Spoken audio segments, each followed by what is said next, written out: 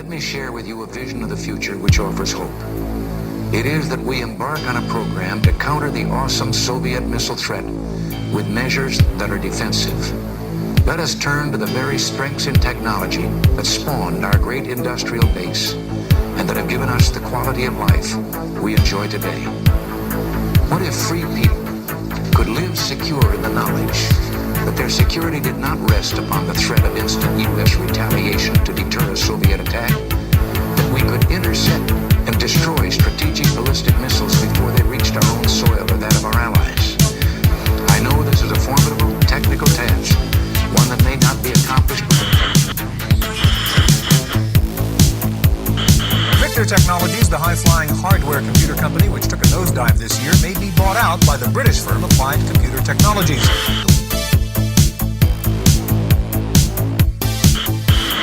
Piloting the space shuttle is very difficult to do, one would think. Can a kid or a normal person actually pull this off? Well, what I did when I designed this was I understood that problem. It seems the sweep of technology has no limits. In San Francisco this week, the world's first robot bartender was unveiled. The robot can talk, can take spoken orders, and can mix 200 different drinks. But on the first test run, the robot knocked a glass off the bar and onto the floor and poured beer all over the counter. The robot's designer says there were still some bugs to be worked out.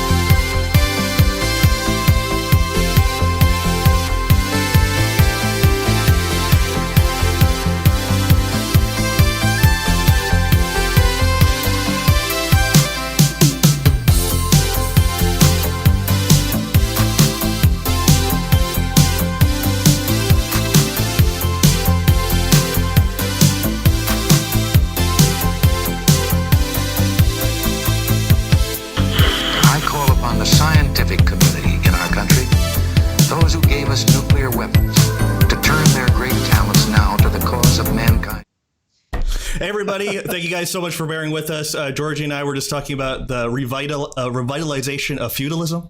Georgie? That's right, yeah. Or worse, like even before that, maybe like, I don't know, Roman Empire times. The Dark Ages and before. Yeah, well, not one of the biggest criticisms of our Ray Pete episodes are they're a big downer. And so maybe we shouldn't get too down that road. But how is your life in D.C.? Mine is okay. It will be right now. It's fine because we're still during the summer. But it will be interesting in a few weeks because school's supposed to start and school is all virtual. And it's really it's tragic because the mayor here, who actually I kind of like her, but it's quite clear that the decision is political. So she's banned all in-person teaching at public schools, but she's allowed the private schools to do whatever they want, including having like full enrollment, no social distancing, et cetera, And I'm thinking, it is quite obvious what's going on. These are money-making institutions, and you want the tax revenue. And if you impede with their business, they're gonna complain and probably sue, right? But the public schools, you're trying to appease your employees, and it's much harder for the general public to sue and force the public schools to be open. It's like the courts have generally sided with the authorities on what the authorities think is best when it comes to public educational institutions, or even really public institutions in general. But when it comes to the private businesses, all bets are off. She let them do whatever they want, and now everybody who has children in public schools are basically scrambling, and some people, maybe about 30% of my friends have left the city because they cannot continue working full time from home and also handling one or more children. This is just not humanly possible. And they're trying to go back to their families and somehow like pool resources and have somebody take care of the children if they can. In some cases, their employers are saying no. you're remote, but you have to stay in the area, which to me makes even less sense. It's like, if everybody's remote, why does it matter where you're working from? Like, what's going to happen? Like, at some point, the CEO of a company is going to call like an all hands on deck meeting, and if you're in Canada or like Europe, you somehow cannot attend. I mean, if you're going to be all remote by default, then you should be allowing people to go wherever they want to go. I mean, unless there's some people working for the government, there are restrictions. You know, U.S. government information can only stay within the geographical borders of the United States. So for those people, I understand. But for the private companies, I mean, I have friends working for private companies in the area, and 2 out of the 5 that I know of have said, yeah, you're remote, but you cannot just pick up and go and live in Europe. If you do, we're going to change your salary, and we're basically going to lower it. So it's it's just that, you know, I think this whole virus situation is providing a lot of opportunity for people to exploit the situation to their benefit, mostly corporations, but also governments. I mean, it's quite obvious that DC wants the tax revenue. At the same time, they want to kind of like keep the tax revenue the same in terms of like how much we pay out of our taxes for schools, but they want to provide a lot, like you know, a much smaller amount of service, right? You know, like let's say if you're paying 20% of your tax dollars go towards public schools, and before they were open, you know, 8 hours a day, 5 days a week. Now the state is saying, okay, if we can get away with providing 1 hour a day of remote learning 5 days a week, we've essentially we've freed 7/8 of that extra tax revenue to go to something else. I mean, at the last council meeting that I watched in DC, they're not even, you know, making a secret of it anymore. They're openly discussing shifting the resources, the tax resources that were going to go towards education. Now they're saying, oh, look, we can build a luxury condo over there or a business center / mall over here. I mean, I guess that these are not bad decisions, because DC does have some rough areas that can probably use the development and, you know, change in, you know, overall and increasing the standard of living. But at the same time, we're not really given any choice in that. We're just being told, you guys handle it any way you want, but there's not going to be any in-person school, at least until November. And I think to me, it's quite obvious this is just something to placate the anger. I don't think the schools are going to magically reopen in the middle of November after we've already been told. DC has said officially they are expecting a second wave, as if it can be predicted. They're saying, we think that around December there will be a second wave and it will be worse than the first one. Yeah. Okay, then thank you for this forecast, like several months into the future. It's amazing how well they can predict the viral development. They can't predict whether it's going to rain today, even if there are clouds already in the sky. I mean, it's just amazing. I wish it worked that well for all aspects of human life. Give me a sign if you don't want to chat about this, but are you planning some kind of escape kind of situation? Or I don't know about escape, but we're gonna try the remote learning thing. I know it's gonna be a disaster because we already tried it over the summer. Mm-hmm. They send us surveys, the 3 separate surveys where they ask, like, what do you want? Like, what would be your ideal option? Fully reopen, like a mix of, let's say, 2 days in school and 3 days remote, or like all virtual. And then by mistake, they shared the results. And in all 3 surveys, overwhelmingly people said, open the damn schools because we're going to kill each other at home, right? And none of that happened, of course. So I don't know about escape. I mean, my wife's contract at for the clinical trial that she was working on is ending by the end of August. Mm-hmm. So she'll have some free time, to at least, we're probably going to somehow, push through the fall and the winter. And if it doesn't look like schools are going to reopen and life will have at least some semblance of normalcy, then we're probably going to hire the nanny that we used to have when the children were younger. And she's a retired teacher. So we're hoping that she can kind of pick this up and be an at-home teacher. So we are lucky in that respect. Most of the people that I know don't have these options. Mm-hmm. That's why they're moving back home with parents and relatives and whatnot, and kind of saying, like, there's no point being in the city. What's the point, right? I mean, work now, almost all work is telling you, be remote, you can't even come here if you want to. Mm-hmm. We're telling you will be remote for at least until 2021. And also we're telling you, your children can't go to school. So if neither one of these things, which is the two main reasons to be physically here, is no longer in effect, then there's no point, right? I mean, I have the businesses, right? So I kind of have to be here. At least the Idealabs business, we're shipping physical products. So it's like I can't really pick up and go to, like, I don't know, Thailand. I would love to. No, you don't want to come here.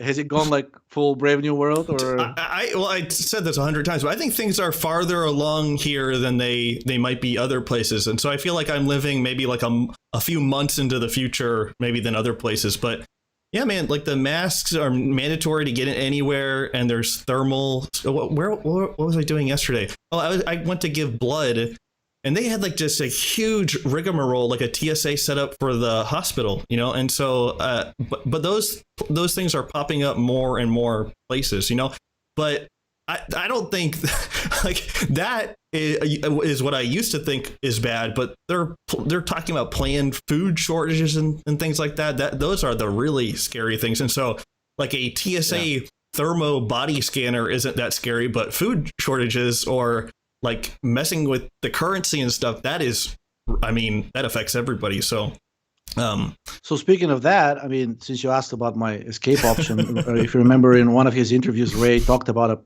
a collapse and what one can do. Mm-hmm. And he said, instead of like trying to hoard money and whatnot, make sure you have a friend who has like a chicken farm or a goat farm and whatnot. Mm-hmm. Well, I do have such a friend. He's maybe like 50, 60 miles from here in Shenandoah, which is like just the beginning of the Appalachian region in Virginia.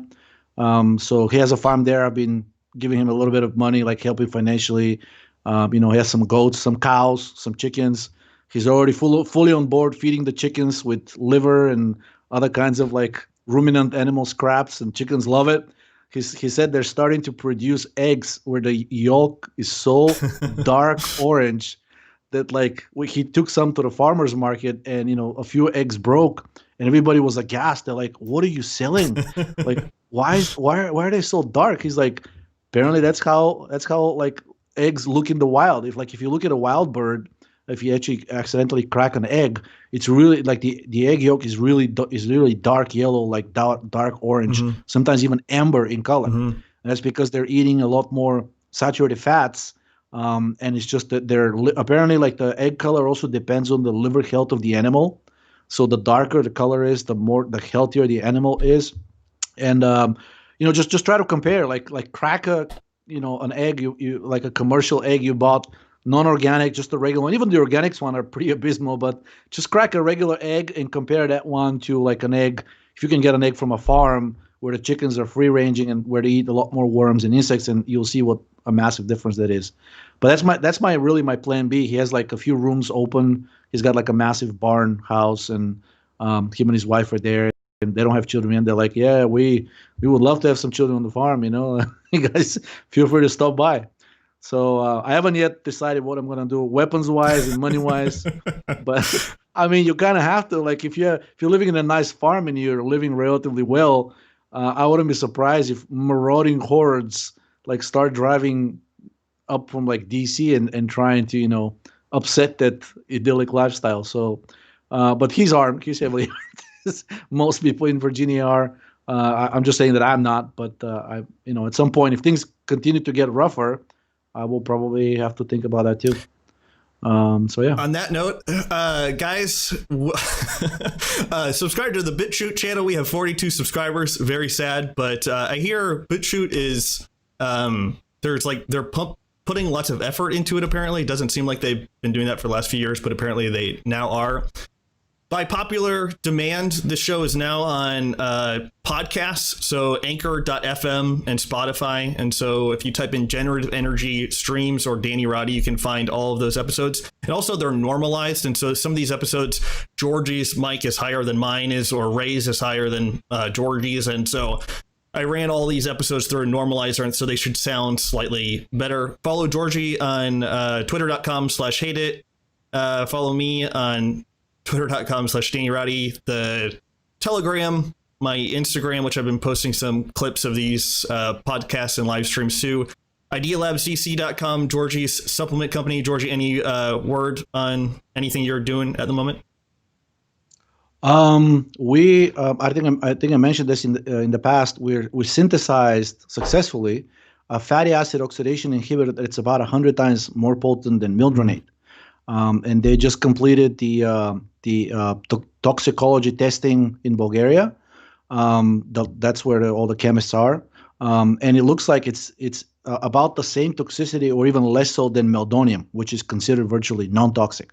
So I'm hoping that by the end of this year, unless society collapses first, we should be able to have a potent fatty acid oxidation inhibitor available to buy, and there will be several studies related to that. I mean, all of this will be backed up by publications. Another interesting one that we're working on right now is we did some in vitro studies with pure pregnenolone, and it looks like it's blowing standard drugs for treating breast cancer out of the water. So it requires slightly higher concentration, but it has no toxicity. And in comparison, things like tamoxifen, clomiphene, like all of the other like SERMs or selective estrogen receptor modulators, they have pretty serious cell toxicity, at least in vitro. And pregnenolone has none. Like I'm emphasizing, absolutely none. So now we're going to follow up with an in vivo study with mice, and that will be another. I think it will be another good study because pregnenolone is pretty widely available, and it's one of the, unlike progesterone, which has quite a bit of studies behind it, and mostly because the synthetic progestins, it's not so much the bioidentical one. Using progesterone to treat breast cancer is more or less. Medicine considers it obsolete. The case is closed. Yes, progesterone works, but we have better, newer, whatever, like more awesome drugs now. Of course, none of that's true. But pregnenolone hasn't really been tested. Like if you try to find studies about pregnenolone, they're far and few in between, and definitely not for cancer. So the results look really promising, at least in vitro. So we're gonna follow up with the mouse study, and I'm hoping that we're going to have a pretty decent publication that basically says that, hopefully shows that pregnenolone, because the in vitro was done both on estrogen receptor on hormonally sensitive cancer cells and also the triple negative ones, and it was equally effective. So there's something pregnenolone seems to be doing that the cells really like, and it's curing. I shouldn't say curing. It's treating the cancer without killing the cancer cells, which the cytotoxic approach, that has been the standard approach for treating cancer for the last 100 years. And it looks like pregnenolone may be able to, just a very humble, average, cheap substance. Well, maybe not anymore after we publish that study. But it seems like it may be able to do everything that the breast cancer treatment industry couldn't do for over a century. So keeping fingers crossed. Awesome. Okay, idealabsdc.com, and then I just closed the window. And then I do coaching, and you can find out more information about that at dannyready.com/resources. And this page is functional, has lots of information on it. Okay, and guys, give this episode a like. Unfortunately, I have to say that, and also subscribe. There's a lot of people that watch this show that aren't subscribed, so that helps us out as well. Georgi, where should we start? So I have low metabolism, cellular debris, Huntington disease, just estrogen directly causes PCOS, lab animals. Let's start a page earlier. I kind of want to mention the Navel application one because I've tried. So basically a study which shows that applying, they use testosterone and they dissolved it in acetone, just pure acetone, which evaporates so quickly. I could not think if they could not have basically picked a worse solvent for this study, and it still worked strikingly well. So, anyways, they dissolved testosterone in acetone, applied to the navel area, and then achieved about 80% absorption compared to intravenous. And intravenous is the gold standard. You basically 100% of the compound gets into the blood. And then they also applied the same testosterone dissolved in acetone to the skin, and they achieved 50% absorption. So it's kind of like, I mean, I know Ray has said many times, if you're going to be using things on your skin, maybe like try to use like, I don't know, 5 to 10 times higher dosage. Did he say something along those? I seem to remember that. Yeah. Maybe it depends on the solvent because they used acetone, but acetone is actually worse in terms of transdermal penetration than something like ethanol because it evaporates much more quickly. But their results are amazing, and I actually verified. We have a few volunteers that are applying some of our products, and it looks like it doesn't matter if you're using the ethanol version as a solvent or the tocopherol ones. But if you apply it to the navel area, actually, it does seem to absorb remarkably well and much more quickly, even if you're using the tocopherols as a solvent, which usually tend to absorb more slowly, right? You have to rub it in a larger area. It remains sticky / oily for a while. When you put a few drops in the navel area, within 5 minutes, you're already feeling the effects.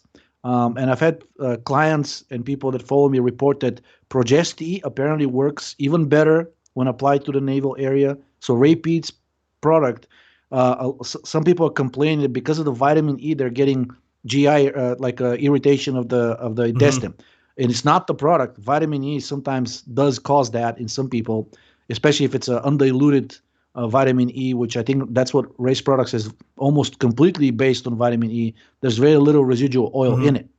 And if you put just a few drops in the navel area, you may be getting the even better effects with lower dosage and without getting the GI irritation, the gastrointestinal tract. So I would recommend people try it out.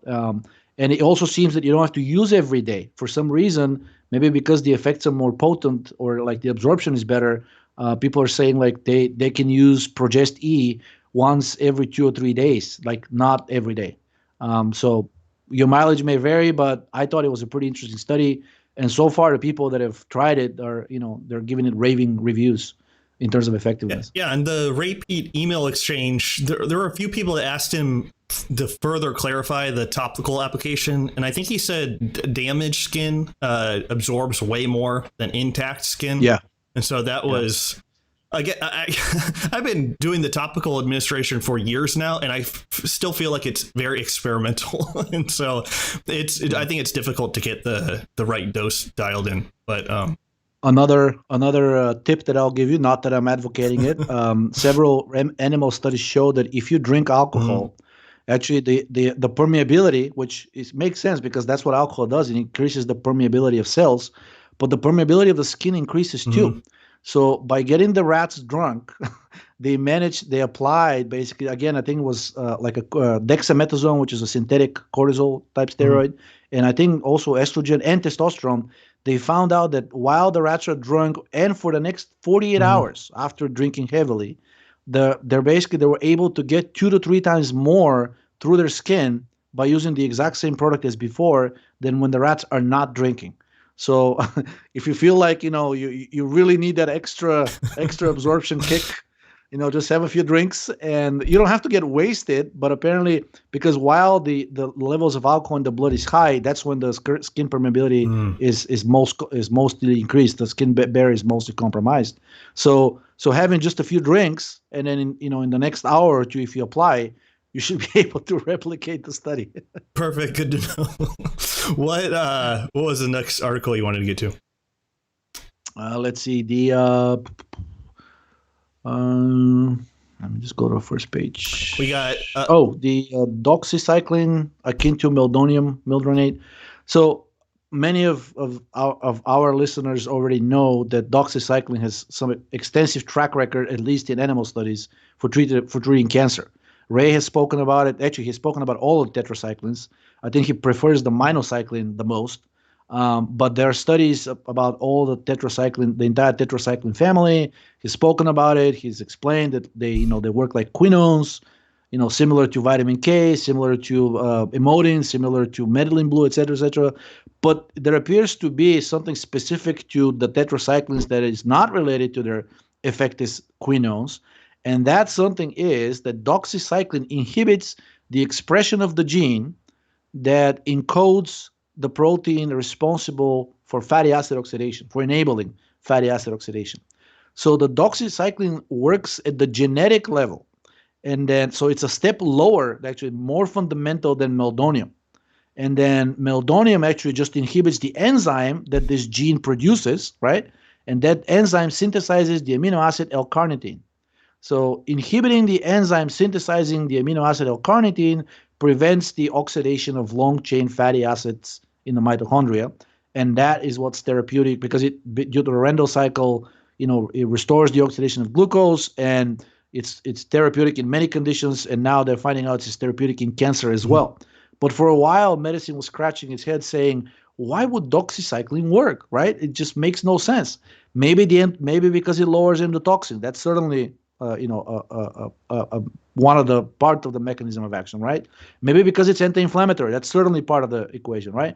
But there was something else missing, and it was a pretty big part. And now it turns out that doxycycline inhibits the oxidation of fatty acids on a very fundamental level, and in concentrations that are easily achievable, even with subclinical dosages. So if you go to a doctor and the doctor thinks you need doxycycline, in all likelihood, you're going to get like 100 to 200 milligrams daily dosages for treating a bacterial infection. And just looking at the effectiveness for inhibiting the expression of that gene, it looks like doxycycline may be able to do that at dosages equivalent to about 50 milligrams daily. And I remember this old interview that Pete gave where he said, a lady asked him like, what can she do for breast cancer? And he said lower dose doxycycline. He thought it would work really well.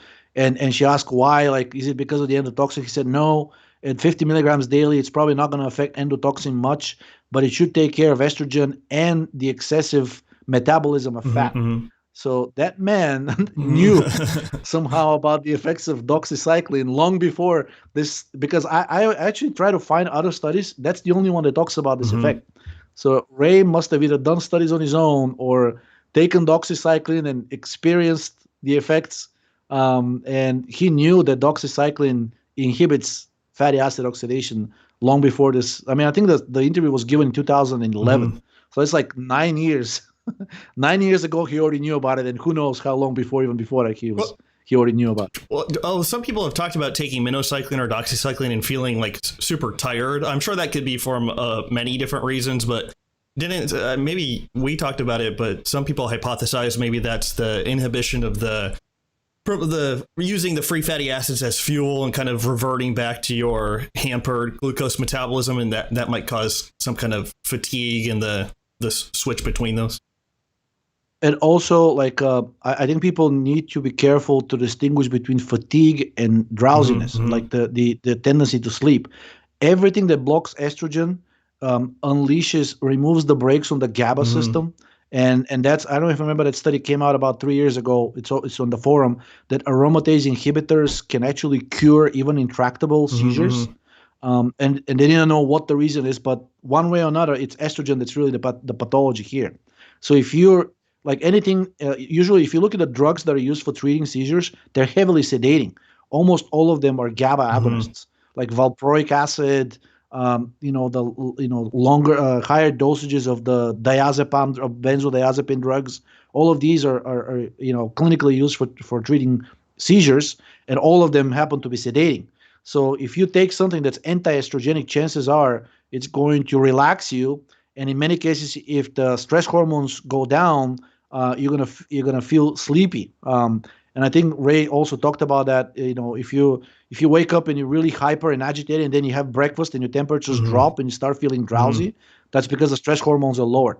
Well, estrogen is one of the primary stress hormones, and when you lower it with the tetracycline family, I wouldn't be surprised if you get sleepy. That's not the same as being exhausted. Good stuff. Thank you for that. What was the next one?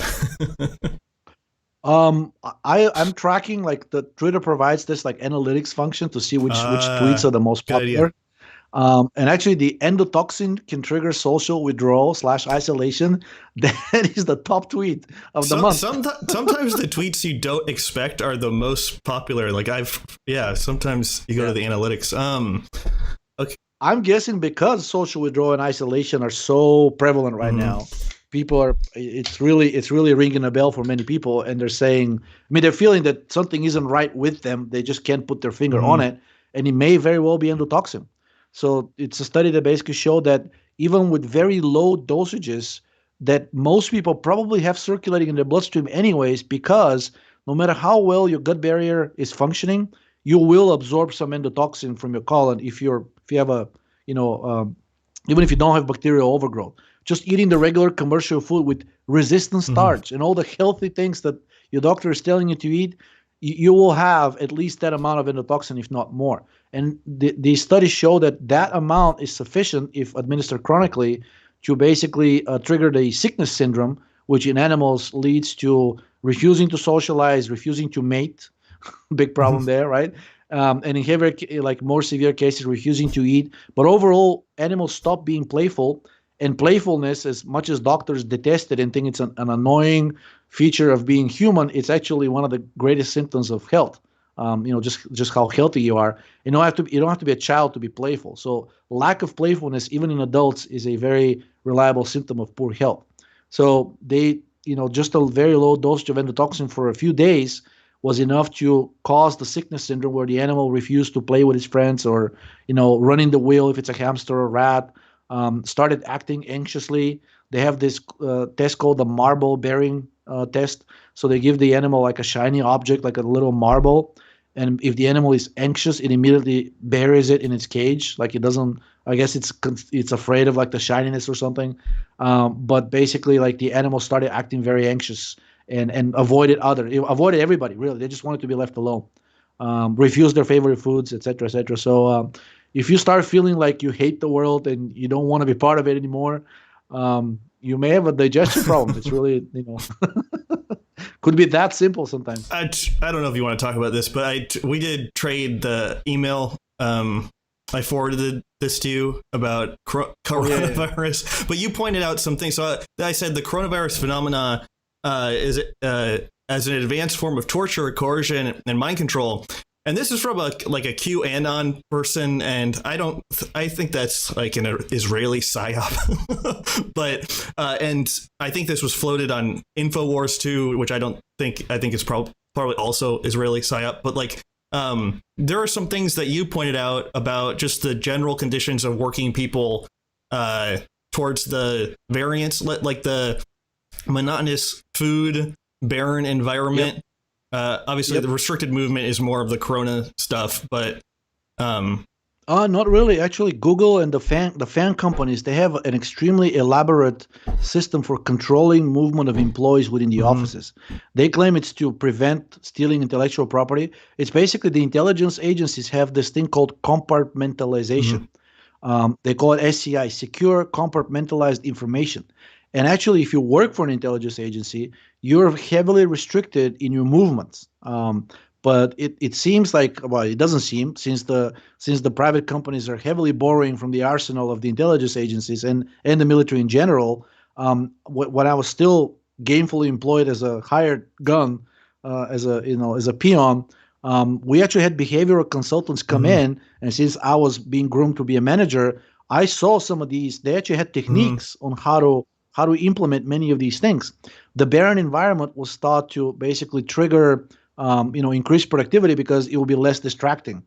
And actually, they quite openly said that, generating a certain amount of anxiety in the employees is actually productive because it leads to increased competition. And I was able to corroborate that with older studies done in the 60s and 70s at Harvard by the person who tortured the Unabomber as a young boy and very likely turned him into the Unabomber that we know.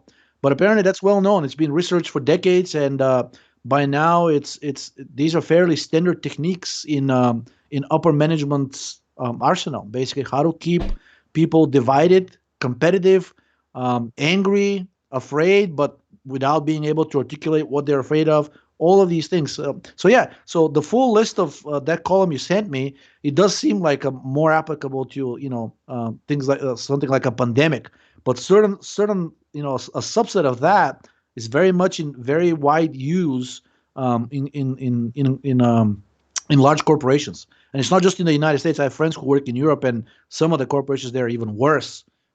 Basically, there's some laws there that allow corporations to clamp down on freedom of movement, freedom of expression, many other things. So, for all the heat that America catches is a bad place to be.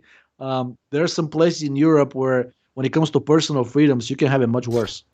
But it just caught my eye. I mean, just those things that I sent you back caught my eye because I've seen them as an actual list in a behavioral consultant from Boston Consulting Group, of all places, the creme de la creme of the management consulting companies, or maybe McKinsey, but the guy who came and advised my former company, my former employer, was from the Boston Consulting Group, and he had this list, and I immediately remembered it. Those things that I sent you back were non-exhausted. There were more things which I don't remember now, but those things were on his list. I like the enforcing trivial demands. That was like the funniest. But yeah, it's ban.video, and again, I know that's an InfoWars thing, but the something Reese, the guy does go through. I thought it was compelling. But anyways, back on subject before people yell at us. If nothing else, it's quite obvious that because when people see these things, they don't have to associate or say, oh my God, all these things are, happening in my life. But just a few of these, I think many people have experienced, right? The barren environment, like who working in a cubicle in a massive corporation has not experienced that? I mean, there's an entire movie made about this, Office Space. I don't know if you've seen it.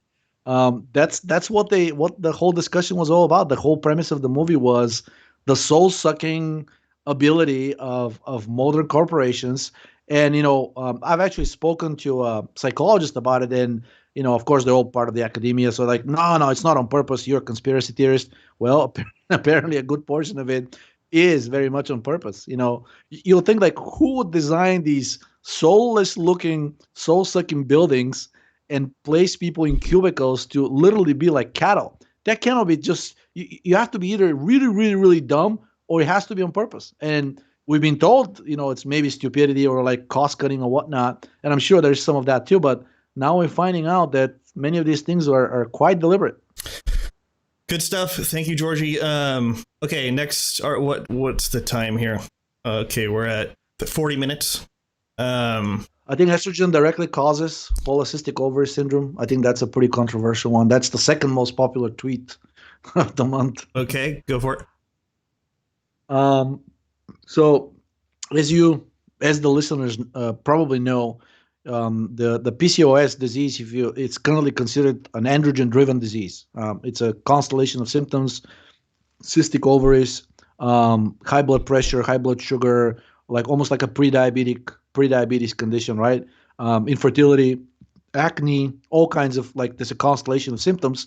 And because of the acne, maybe, most of the studies virtually all of the studies that are out there, they'll start with the sentence that reads like, the constellation of symptoms such as obesity, acne, fertility, etc., it's very much likely to be caused by excessive androgens. And they've measured some of the androgen levels of some of these women, and if in some cases, not all of them, they found that the levels of DHEA-S, DHEA sulfate, is elevated, right?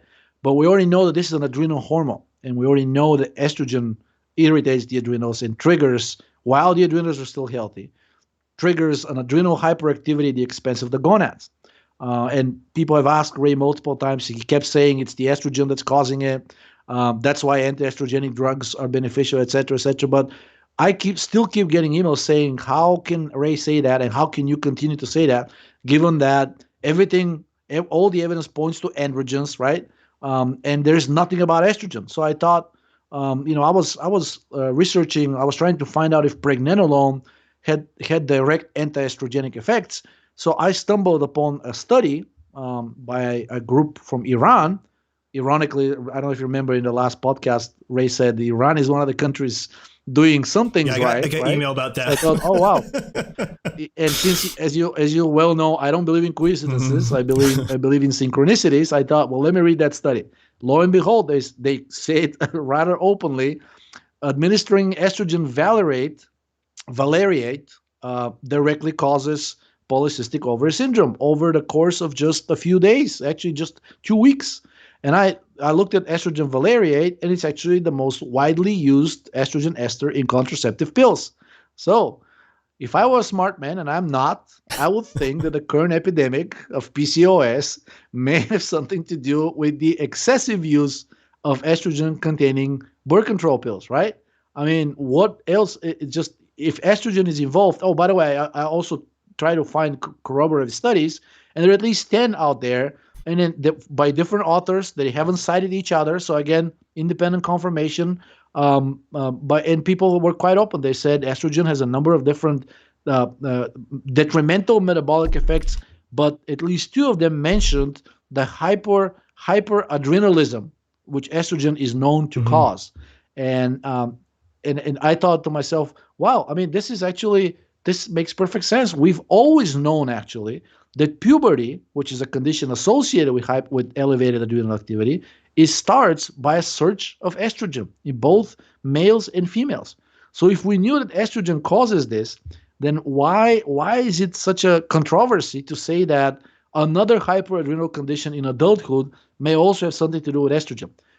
And as has almost become a custom at this point, it turns out that the dominant theory or the dominant message that we're hearing is really not based on anything except some famous person's assumption 30, 40 years ago. And very often that person didn't even believe that strongly in their own hypothesis, but it was convenient, it was profitable. I mean, for a number of different reasons, that message stuck.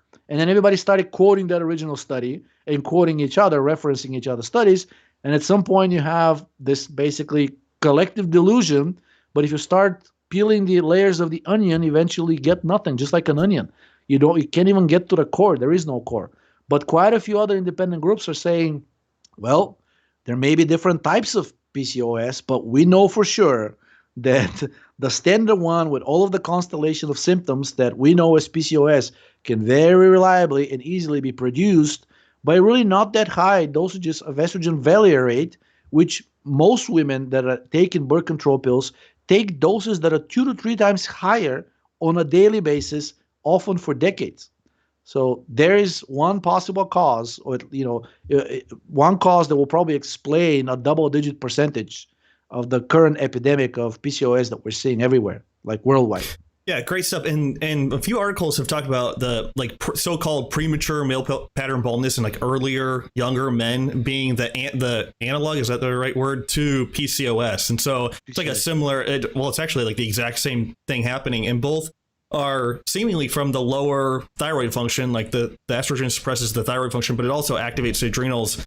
And then in a long time ago, in an email that I was trading with Ray, he was also he specifically said that nitric oxide and then the prostaglandins were 2 other things that were antagonizing the adrenals directly, and they didn't have to go through the whole hypothalamus pituitary system. So I guess that it doesn't endotoxin do that too? They all directly antagonize the adrenals? But PUFA specifically, now you're reminding me, there's a study which I caught a lot of flack over that study on the forum, which shows that PUFA and its metabolites, even without going through the COX and LOX enzymes, just because there are multiple pathways through which PUFA can get metabolized, PUFA and its metabolized, even the non-inflammatory ones, if there is such a thing, or at least not the ones that the medicine calls inflammatory, not prostaglandins, not leukotrienes, are capable of activating the HPA axis independently of CRH and ACTH. So even if you have your pituitary removed and somehow your hypothalamus removed, if you're ingesting a sufficient amount of PUFA, your adrenals can still get directly activated. And to medicine, it's a mystery. How can he possibly do that? What is it that PUFA does? Apparently, it acts because it's not a receptor that's involved. The adrenals don't have I think that study tested whether PUFA and its metabolites can activate the ACTH receptor in the adrenals, and it was not, basically independently. So apparently, the adrenals are capable of producing cortisol and pumping out DHEA while they're still healthy, based on a variety of signals from the environment, and it doesn't have to be something that you directly perceive.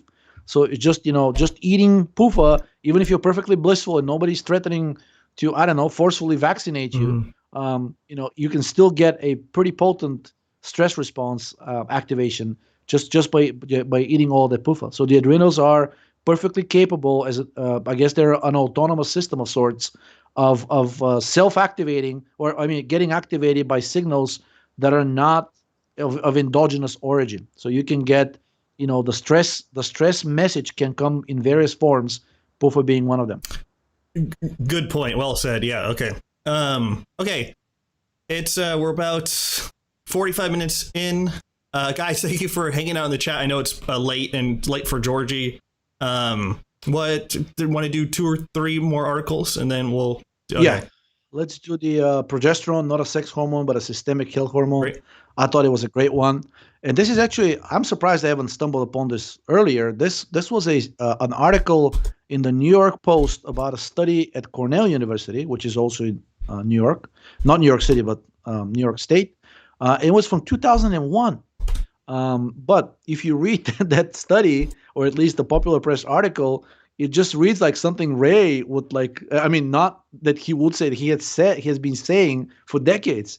That person, the lead author of the study, almost sounded almost angry. He's like, I don't know who started this nonsense about like progesterone and estrogen being the sex hormones. Yeah, they certainly have that role, but guess what? Both men and women produce estrogen. Both men and women produce progesterone.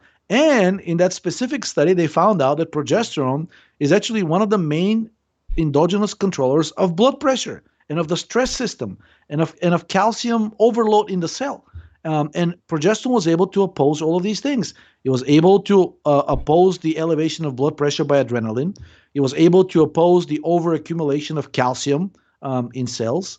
And it was able to, what was the other thing? Oh, yeah. It was able to downregulate the stress response in the brain, probably by antagonizing CRH, which we know pregnenolone and progesterone can do.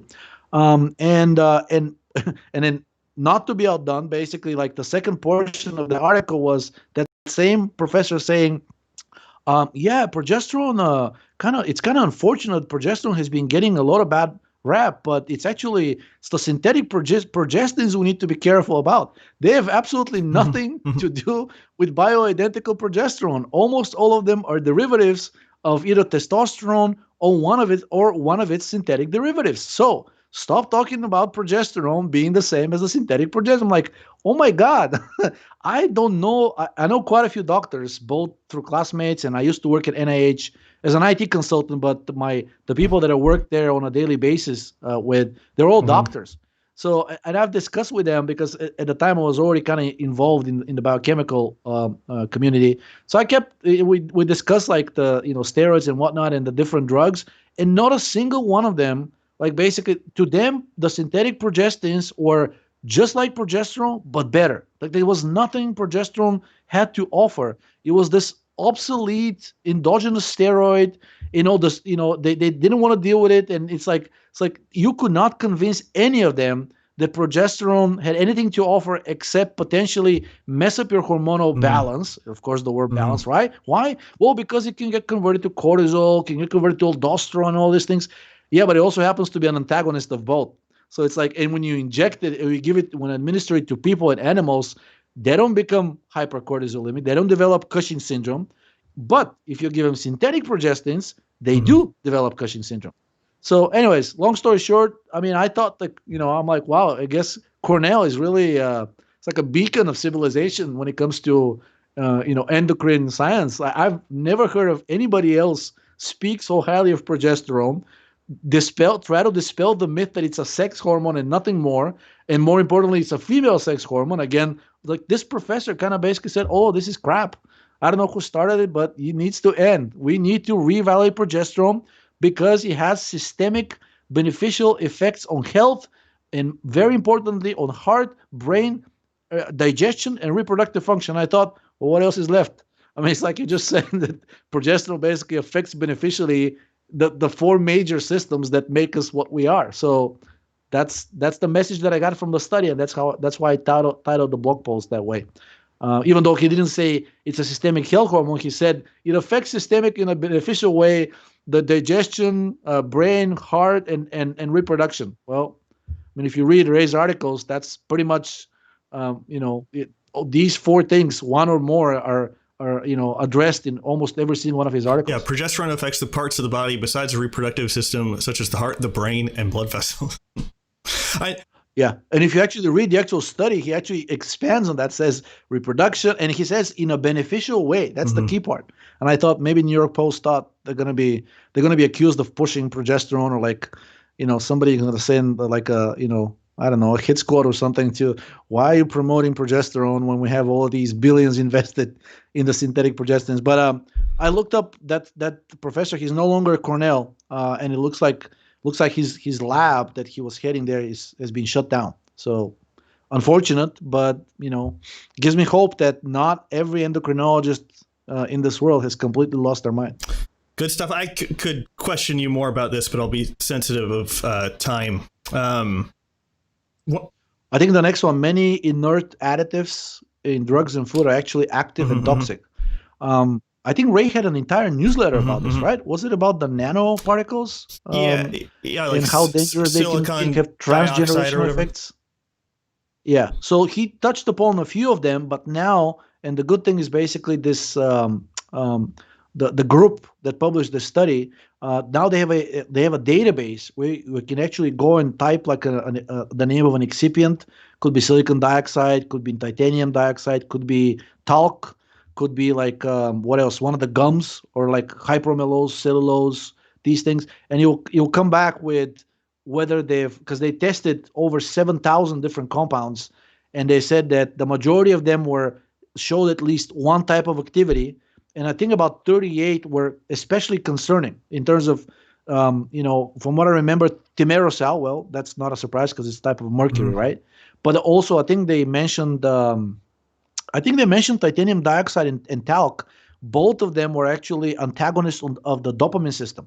So they said, basically the study says the vast majority of drugs that we're taking, that we have in the system, even over-the-counter ones, and even dietary supplements, contain one or more of these buffer/inert excipients that have been told are completely inert and they have no effect on health whatsoever. But that's not what our research says. They're actually quite active, and in the vast majority of cases, detrimentally so.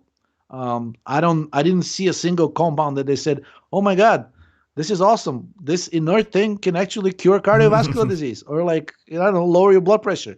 No, actually, every single one of them that they discovered to have an effect was actually pretty bad.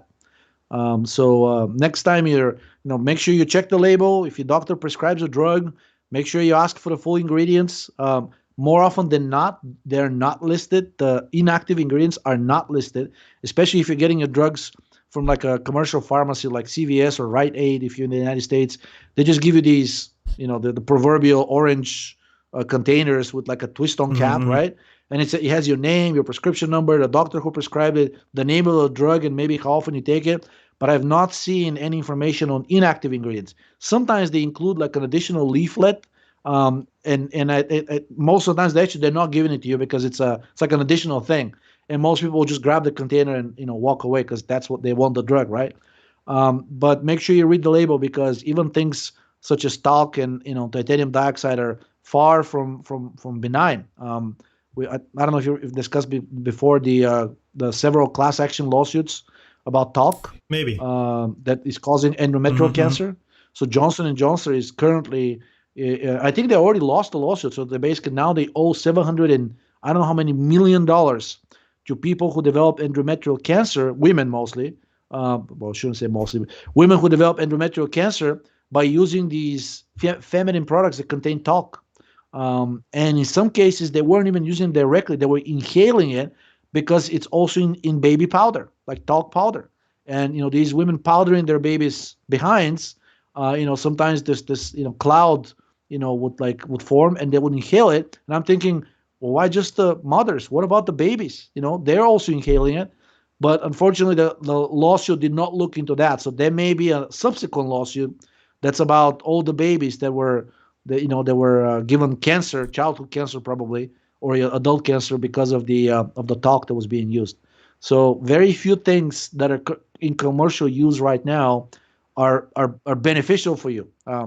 I think it's fair to say none of them, but even less so are inert. So almost nothing is inert. I think Ray said in one of his articles he used to annoy his students when he had students by asking them to consider the potential hormonal effect of almost everything that the body gets in contact with and forms a reaction to, because he thought that anything that causes a reaction is hormonal in nature. By hormone meaning has a signaling function. So if your body reacts to something, then by definition that ingredient is not inert, right? And I don't know who came up now when you think about it. It sounds so dumb. I mean, clearly, if you're ingesting something or inhaling it or applying it to yourself and you're causing any kind of a reaction, at the very least, we can say there are no inert excipients. But, the powers that be control culture by creating definitions. And the idea, the notion of an inert substance in chemistry is very heavily embedded. I work with chemists on a daily basis. Some of them are, heavily under the spell of all these notions. To them, you can buy like silicon dioxide and create a drug where this is like the buffering compound, and to them it's perfectly safe. But when you start talking about, well, would you eat powdered glass?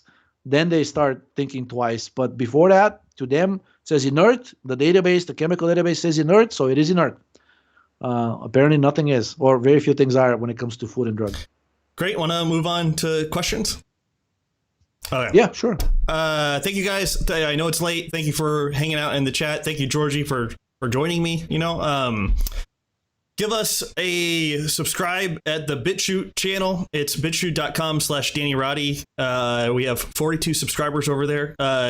This live stream is now in podcast format on Anchor.fm, Generative Energy Streams, also on Spotify. And so that has been a request that I have been, I don't know, I have zero idea why I didn't act on it, but now it finally clicked for me, and so I did. Follow me at twitter.com/DannyRoddy. Follow Georgi, or this is wrong, this should be Georgi's. Georgi, twitter.com/hateit.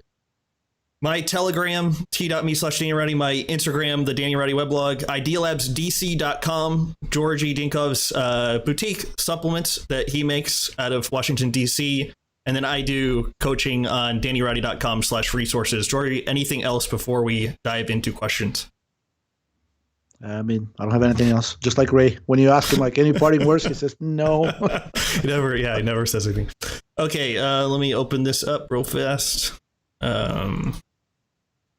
So guys, if you want to do super chats, this is the time. And these super chats are supporting this show. When we have Ray on, I always donate those to him. But these make this show possible. So we sincerely appreciate it. Thank you guys. Okay, Michael, for $100. Wow, that's extremely generous. Thank you so much. He says, what would be an effective treatment for a mild cough caused by exposure to mold? Thank you, Danny and Georgi. Well, I mean, if it's just the allergic reaction, I think like a over-the-counter antihistamine would work rather well. I've had some very good experience with gelatin. The amino acids glycine, proline, and hydroxyproline they have a mast cell stabilizing effect. The amino acid L-theanine in tea is also known to have that effect. But in general, if it's just the allergic reaction, I would just try to take an antihistamine like Benadryl or maybe some cyproheptadine, or if you want to try the dietary approaches first. Aspirin also seems to work rather well as an anti-allergic drug, which makes me suspect that a good portion of that allergic reaction is related to prostaglandins. Ironically, some of the potent asthma and allergy drugs that are being developed right now are leukotriene antagonists. In other words, that's one of the pathways through which the PUFA passes through and forms the inflammatory mediators. The prostaglandins are going through the COX enzyme and the leukotrienes through the LOX enzyme. And officially, aspirin apparently is claimed to only be a COX inhibitor, but there are older studies that show it also inhibits LOX, and it can decrease the release of histamine from mast cells. So I think aspirin also has a direct anti-allergic effect. Maybe not as potent as Benadryl, but it's probably safer and it's widely available. So I don't think it would hurt to try a little bit of gelatin and aspirin. By the way, they synergize, and the gelatin protects from the GI irritation, any possible GI irritation from aspirin. But even if you have an irritation, just dissolving the aspirin in liquid tends to eliminate that. It's basically equivalent to drinking lemon juice or something. It's not that strong of an acid, so shouldn't be an issue. Great stuff. Thank you, Georgi, and thank you, Michael. Sincerely appreciate it. Our buddy Drew F for $5. Hey, Drew. He says, please explain how the androgen receptor acts differently than GR, something. The glucocorticoid receptor. Okay, yeah, must be that. Or serotonin receptors in terms of resensitization, upregulation / downregulation. Well, the androgen receptor, first of all of the steroid receptors, they have a heavy overlap. Their amino acid sequences are about 80% similar. And in the case of the glucocorticoid and the progesterone receptor, the so-called homology or the overlap is over 90%. So it's not a coincidence that progesterone is a potent glucocorticoid receptor antagonist simply because those two receptors are so similar. Basically, in terms of anabolism, the way the glucocorticoid receptor works is simply blocks the catabolic effects of cortisol. So when you're taking an anabolic androgenic steroid, about 80% of the effect is simply blocking the catabolic effects of cortisol. But almost all of the anabolic steroids are also androgenic, and so far, that's actually the holy grail in steroid chemistry. Can you develop a steroid that is purely anabolic without any androgenic effect? And so far, the answer seems to be no. And a few possible reasons are that activation of the androgen receptor improves glucose metabolism and decreases the oxidation of fat, and which is crucial for proper muscular health and for metabolic health in general. In addition, activating the androgen receptor inhibits the expression of the protein myostatin, and myostatin inhibitors are known to be extremely anabolic.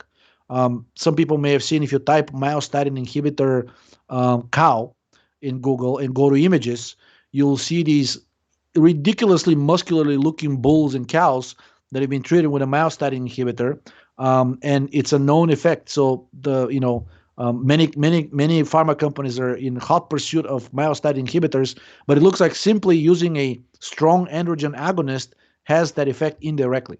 And also activating the androgen receptor seems to increase protein synthesis, which is quite obviously required for proper anabolic effect and in general for tissue restoration.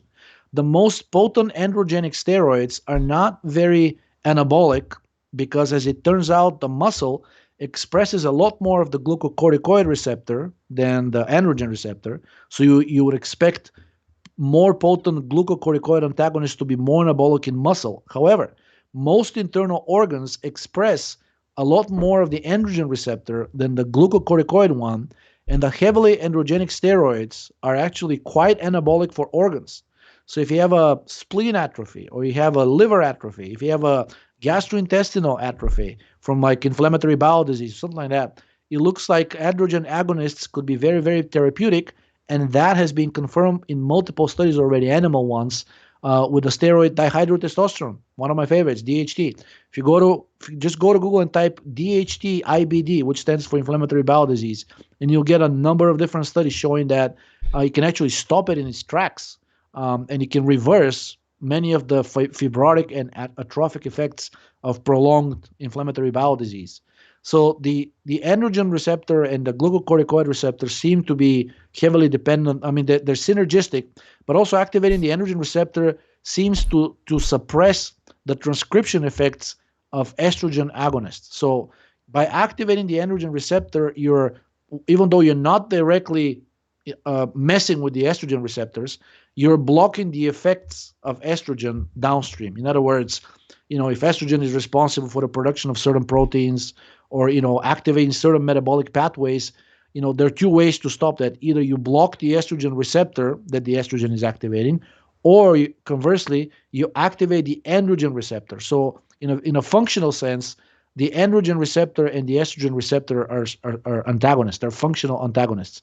Activating one deactivates the other, and vice versa. It's not so I guess it should be readily visible because estrogen agonists happen to be heavily feminizing in males, and it's always been a mystery why.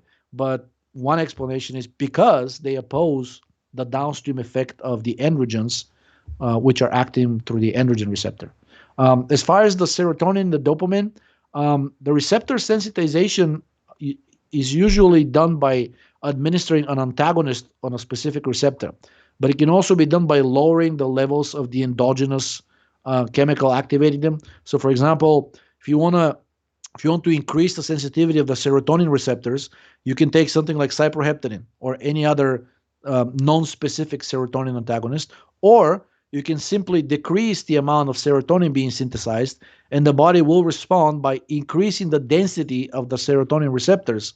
So when you stop that process inhibiting serotonin synthesis, for the first day or two, you may have like a symptom of serotonin excess, because now the brakes on serotonin have been removed, and now you're much more sensitive to its effects. However, within 24 to 48 hours, the body responds to by downregulating its own production of serotonin, because it says, "Oh my God, I have too much, or I'm way too sensitive." So either I have too many receptors or too much serotonin.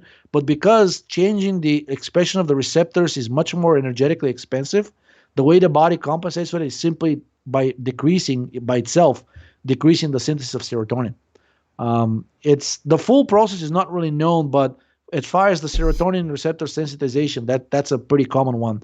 And the drug phenclonine, also known as its chemical name is parachlorophenylalanine, which is an inhibitor, a non-selective inhibitor of tryptophan hydroxylase, both of the isoenzymes type 1 and type 2, is known to increase the density of the serotonin receptors. And that's why after it's been used for a while, you shouldn't stop it cold turkey. You should taper it off to prevent that day or two of sort of like, you're not going to get serotonin syndrome, but you may feel jittery and you may feel angry for no reason. You may feel agitated. So yeah, that's how usually you can increase the sensitivity. Administer an antagonist or decrease the levels of the endogenous substrate, the endogenous activator. Great stuff. Thank you, Georgi. Thank you, Drew. Matthew Riley, again, so many chronic supporters of the show, guys. Sincerely appreciate it. Michael, Drew, Matthew. Matthew Riley for $10. He says, "I'm using Estrogen and Endogen, and they're incredible. One effect is consistently foamy urine, which I believe is glucuronidation. What does constant glucuronidation say about my health? Good thing? Question mark." I would say it's better than not having any glucuronidation. It's the same thing as with the good, quote unquote, good cholesterol, HDL. So if you have a chronically high HDL, without doing anything, without basically drinking alcohol or like having an endotoxin overload, it's not a good sign. It's actually a very reliable predictor of all-cause mortality. But it's even worse if you drink and your HDL does not rise, because the primary purpose of HDL in the body is the transport of endotoxin from the blood to the liver for deactivation. So basically, HDL is protective, but only in cases where you actually have high endotoxin. So it's better to have high glucuronidation than no glucuronidation at all. However, if this is depending on when the foamy urine occurs, if it's only in the morning, I would say I don't want to say natural, but it's more normal than not, because throughout the night, especially if you're sleeping uninterrupted for 8 to 10 hours a night, in an adult, the glycogen stores get depleted. Not so much in children, because they're much more efficient than us in their metabolism of glucose. Their thyroid hormone works much better. They have lower levels of stress hormones. So children can get through the night without much of an activation of the stress system. That's why they sleep so deeply usually. But adults do not. So by the time let's say if you go to bed at like 10 o'clock at night, around 6:30 to 7, your cortisol and adrenaline levels are already pretty high. In China, actually, the kung fu, the monks that practice kung fu, they actually have a habit, and it's codified in their practicing, like in the books about the practicing of the martial arts, that actually have to get up in the middle of the night, perform some calming exercises, and then go eat a little bit, and then go back to bed, because it's considered good for the health. And they explain in a different way. They say, you absorb more chi. I mean, they have their own different explanation. But Ray spoke about this in one of his articles, and he said that practitioners of Tai Chi, which is one of the martial arts, which is practiced mostly for health purposes and for calming the person down, he thought that habit of getting up in the middle of the night or very early in the morning, performing some calming exercises and eating a little bit will serve mostly the purpose of lowering the stress hormones. So again, if you're getting up in the morning and you have a little bit of foamy urine, I don't think that's much of that big of a problem. But if it's happening consistently throughout the day, then it suggests that adrenaline is probably higher than optimal, and the free fatty acids are elevated. So something like I don't know, maybe increasing the dosage of niacinamide, or maybe adding a little bit of aspirin, or other things that block or inhibit lipolysis, like vitamin E, or just eating something sweet. It's probably in order because you don't want your urine to be always foamy. Diabetics actually get consistently foamy urine, and the doctors tell them, oh, it's because of proteinuria. You're peeing protein in your urine, and that's what's forming the foam. It's not. It's actually the fatty acids, being turned into these soap-like molecules, and when you pee them out, they form this foam. So it's mostly a sign of elevated free fatty acids. So that's what I would do. I'll make sure if it's happening in the morning. If you wake up at night, don't try to force yourself to go back to sleep. Get up and drink something sweet / salty, right? And then try to go back to sleep. If it's happening throughout the day, suggestion that lipolysis is too high or higher than optimal. And I would try aspirin, vitamin E, maybe higher dose, niacinamide, things like that. Great. Maybe just turn on the light again. In the chat, Chris H., I read your thing as three tablets of Sinoplus. So I just read your thing too quickly. People are talking about thyroid dosage in the comments here, or the chat rather. And what's going on with the chat? People were saboteurs. No. The chat is always last few months has always been really awesome. So I think we're really fortunate. There's a question about thyroid dosage, and so we'll get to this in a second. So okay, let's get back to these questions. Thank you for that, Matthew. Thank you, Georgie. Elliot Cactus for $14.99 of Australian dollars. I'm not sure. He says, any tips for reducing iodine in the body? A recent test revealed that my levels were excessively high. Is there anything else I can do now that I've stopped supplementing? Any foods I should avoid? Well, of course, avoiding iodized salt would be pretty high on my list. But I remember seeing a few older studies showing that eating non-iodized salt actually very quickly lowered whole body iodine stores, and I'm not sure why. And also increasing saturated fat in the diet seems to also decrease the body stores of iodine. I'm not sure if that has to do anything with the iodine number. If the body somehow like increases the amount of iodine as sort of like a defensive mechanism against the accumulation of PUFA, because it does act as an antioxidant, and also it can be used to saturate fatty acids. I don't think we can do it endogenously, but I know it can limit the peroxidation of PUFA. So, if it is some kind of an adaptive reaction, simply increasing the amount of saturated fat in the diet may help. But I've seen studies that show that eating non-iodized salt is pretty effective at lowering whole body stores. There are also some studies showing that it may be a biomarker of inflammation. So it may be worth checking other biomarkers of inflammation, like erythrocyte sedimentation rate, C-reactive protein. You can check your prostaglandin levels pretty easily. There's a pretty standard tests. If any of these comes back elevated, then I will take that as a indication that that's the reason for the elevated iodine. So, just watching PUFA intake and using anti-inflammatory substances like aspirin and vitamin E and progesterone and pregnenolone, should be able to correct it. Yeah, good stuff. And if it had suppressed their thyroid function, just working everything in the opposite direction to try to correct that, I guess. Thank you, Elliot. Thank you, Georgie. Kana Takashi for 1,200 yen. Thank you so much, Kana. And she gives a amazing emoji with that. Thank you. John for $5. He says, what is your opinion on the A1 versus A2 milk issue? Is A1 milk protein problematic? I don't think so. I mean, I have a few clients, or I shouldn't call them clients, people who been emailing me throughout the years. And they've tried both types of milk on themselves and their children, and they thought that specific protein was giving them an allergic reaction. And then in the vast majority of cases, it turned out that it's actually something in the milk product. One of them actually sent a sample to the lab, and if they found out there is a ton of silicon dioxide in an organic in a product labeled as organic. I can't tell it the brand because it's not a very popular brand. So it was something that they bought in their local, I guess their health food stores. It's not like a major national brand.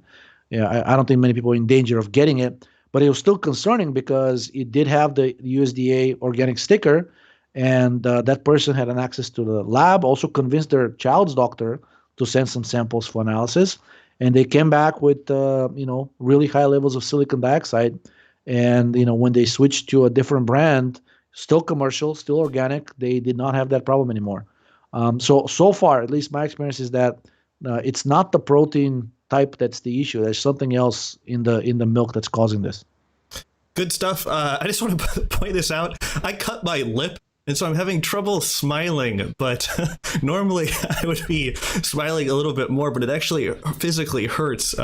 But somebody just put We're living in serious times, Danny. It's no time for laughing. There's nothing to laugh. But my old teacher used to say.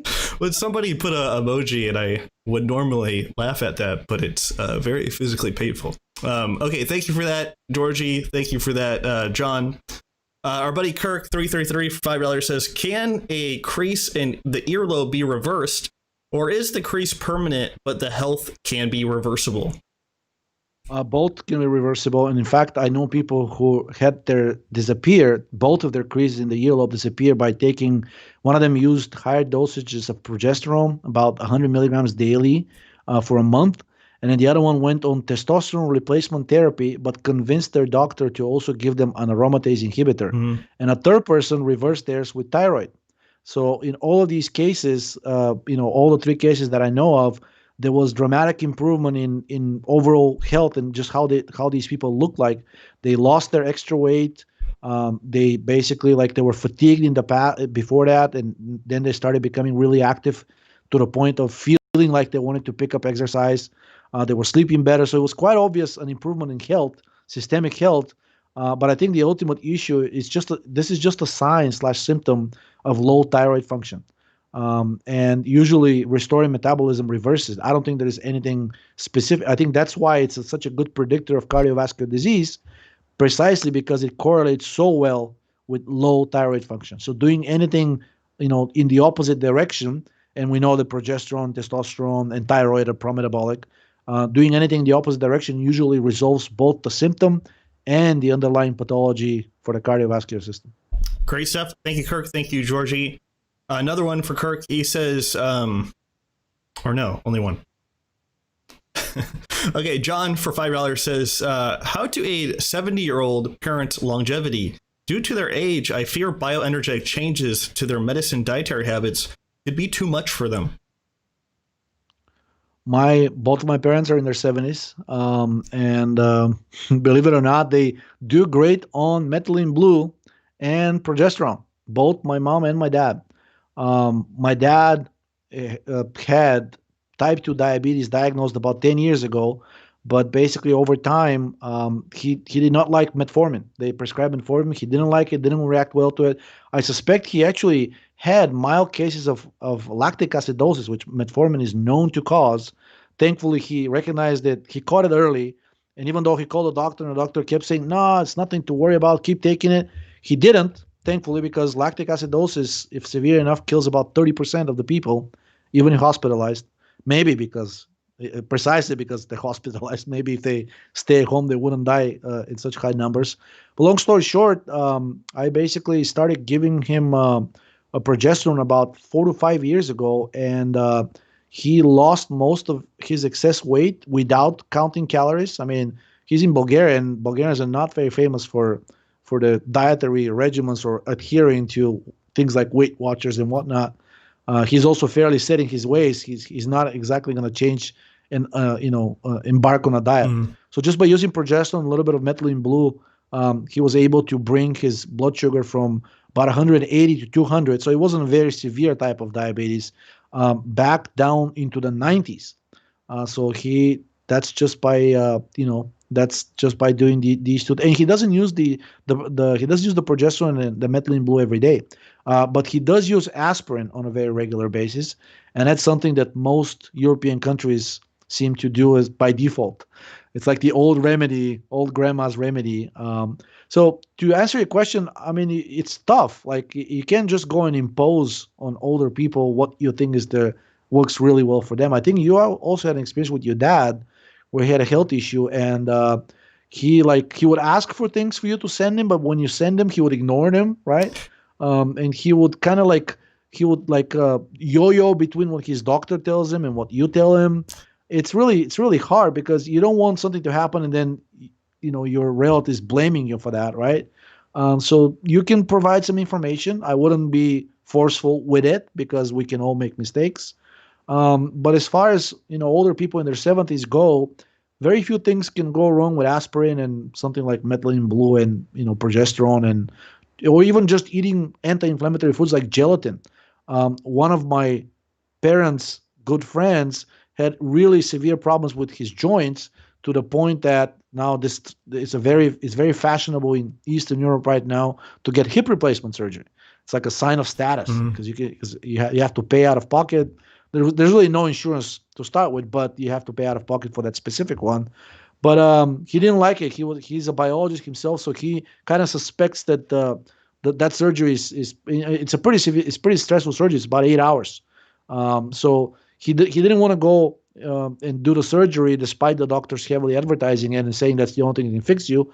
But he started eating a spoonful of gelatin, tablespoon a day, and over 6 months, it seems that the erosion of his bones in the hip bone has been completely reversed. Or at the very least, he's functional. He doesn't feel any pain, so he feels perfectly fine. So long story short, you cannot teach an old dog new tricks.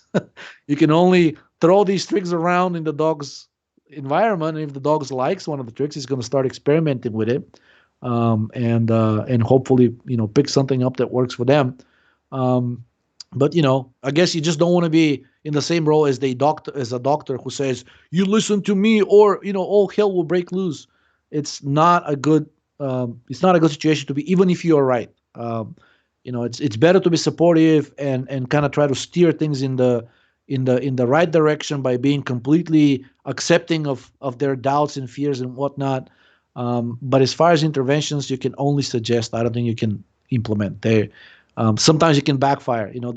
They may take the wrong dosage and cause more harm than good, and then they'll completely ignore you going forward, or blame you for making things worse. In my case, when I initially suggested things, I was laughed at repeatedly for probably about a period of a year, until one of their friends tried vitamin K for bone problems. The problems resolved. Another person tried vitamin K for blood pressure issues. Those also resolved. And then my parents started listening to me more and more, right?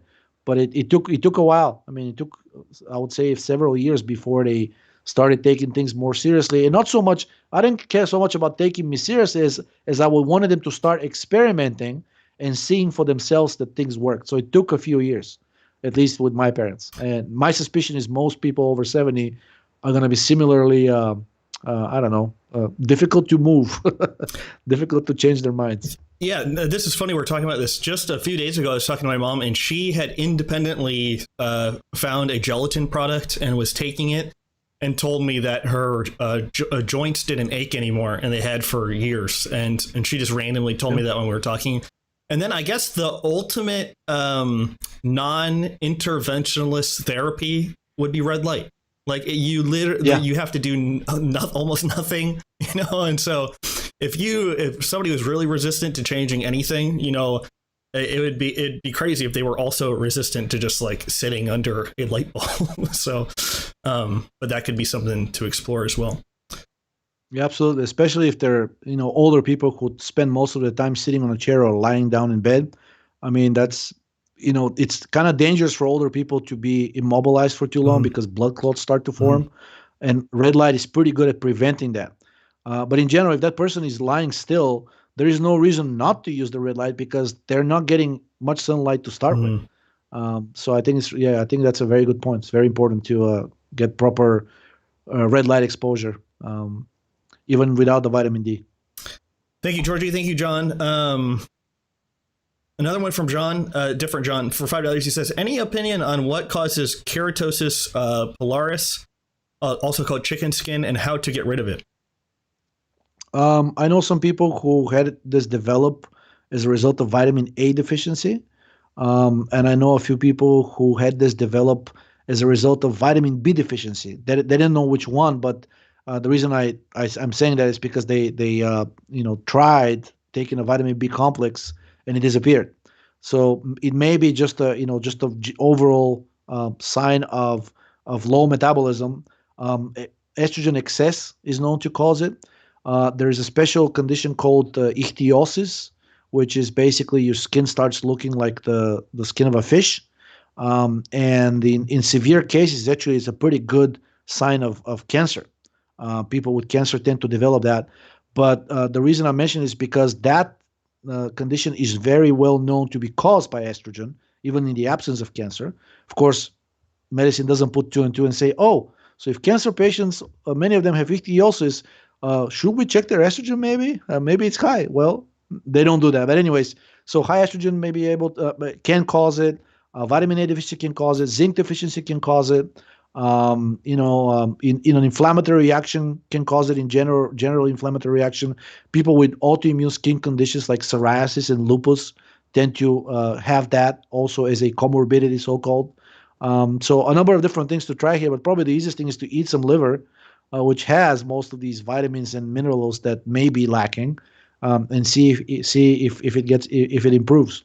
Next thing to try will be like some aspirin, vitamin E / progesterone, all the anti-estrogenic remedies, see if that works too. I would do some blood tests just to see where you stand hormonally, cortisol, vitamin D, total cholesterol, prolactin, DHEA, just to see, where you stand hormonally.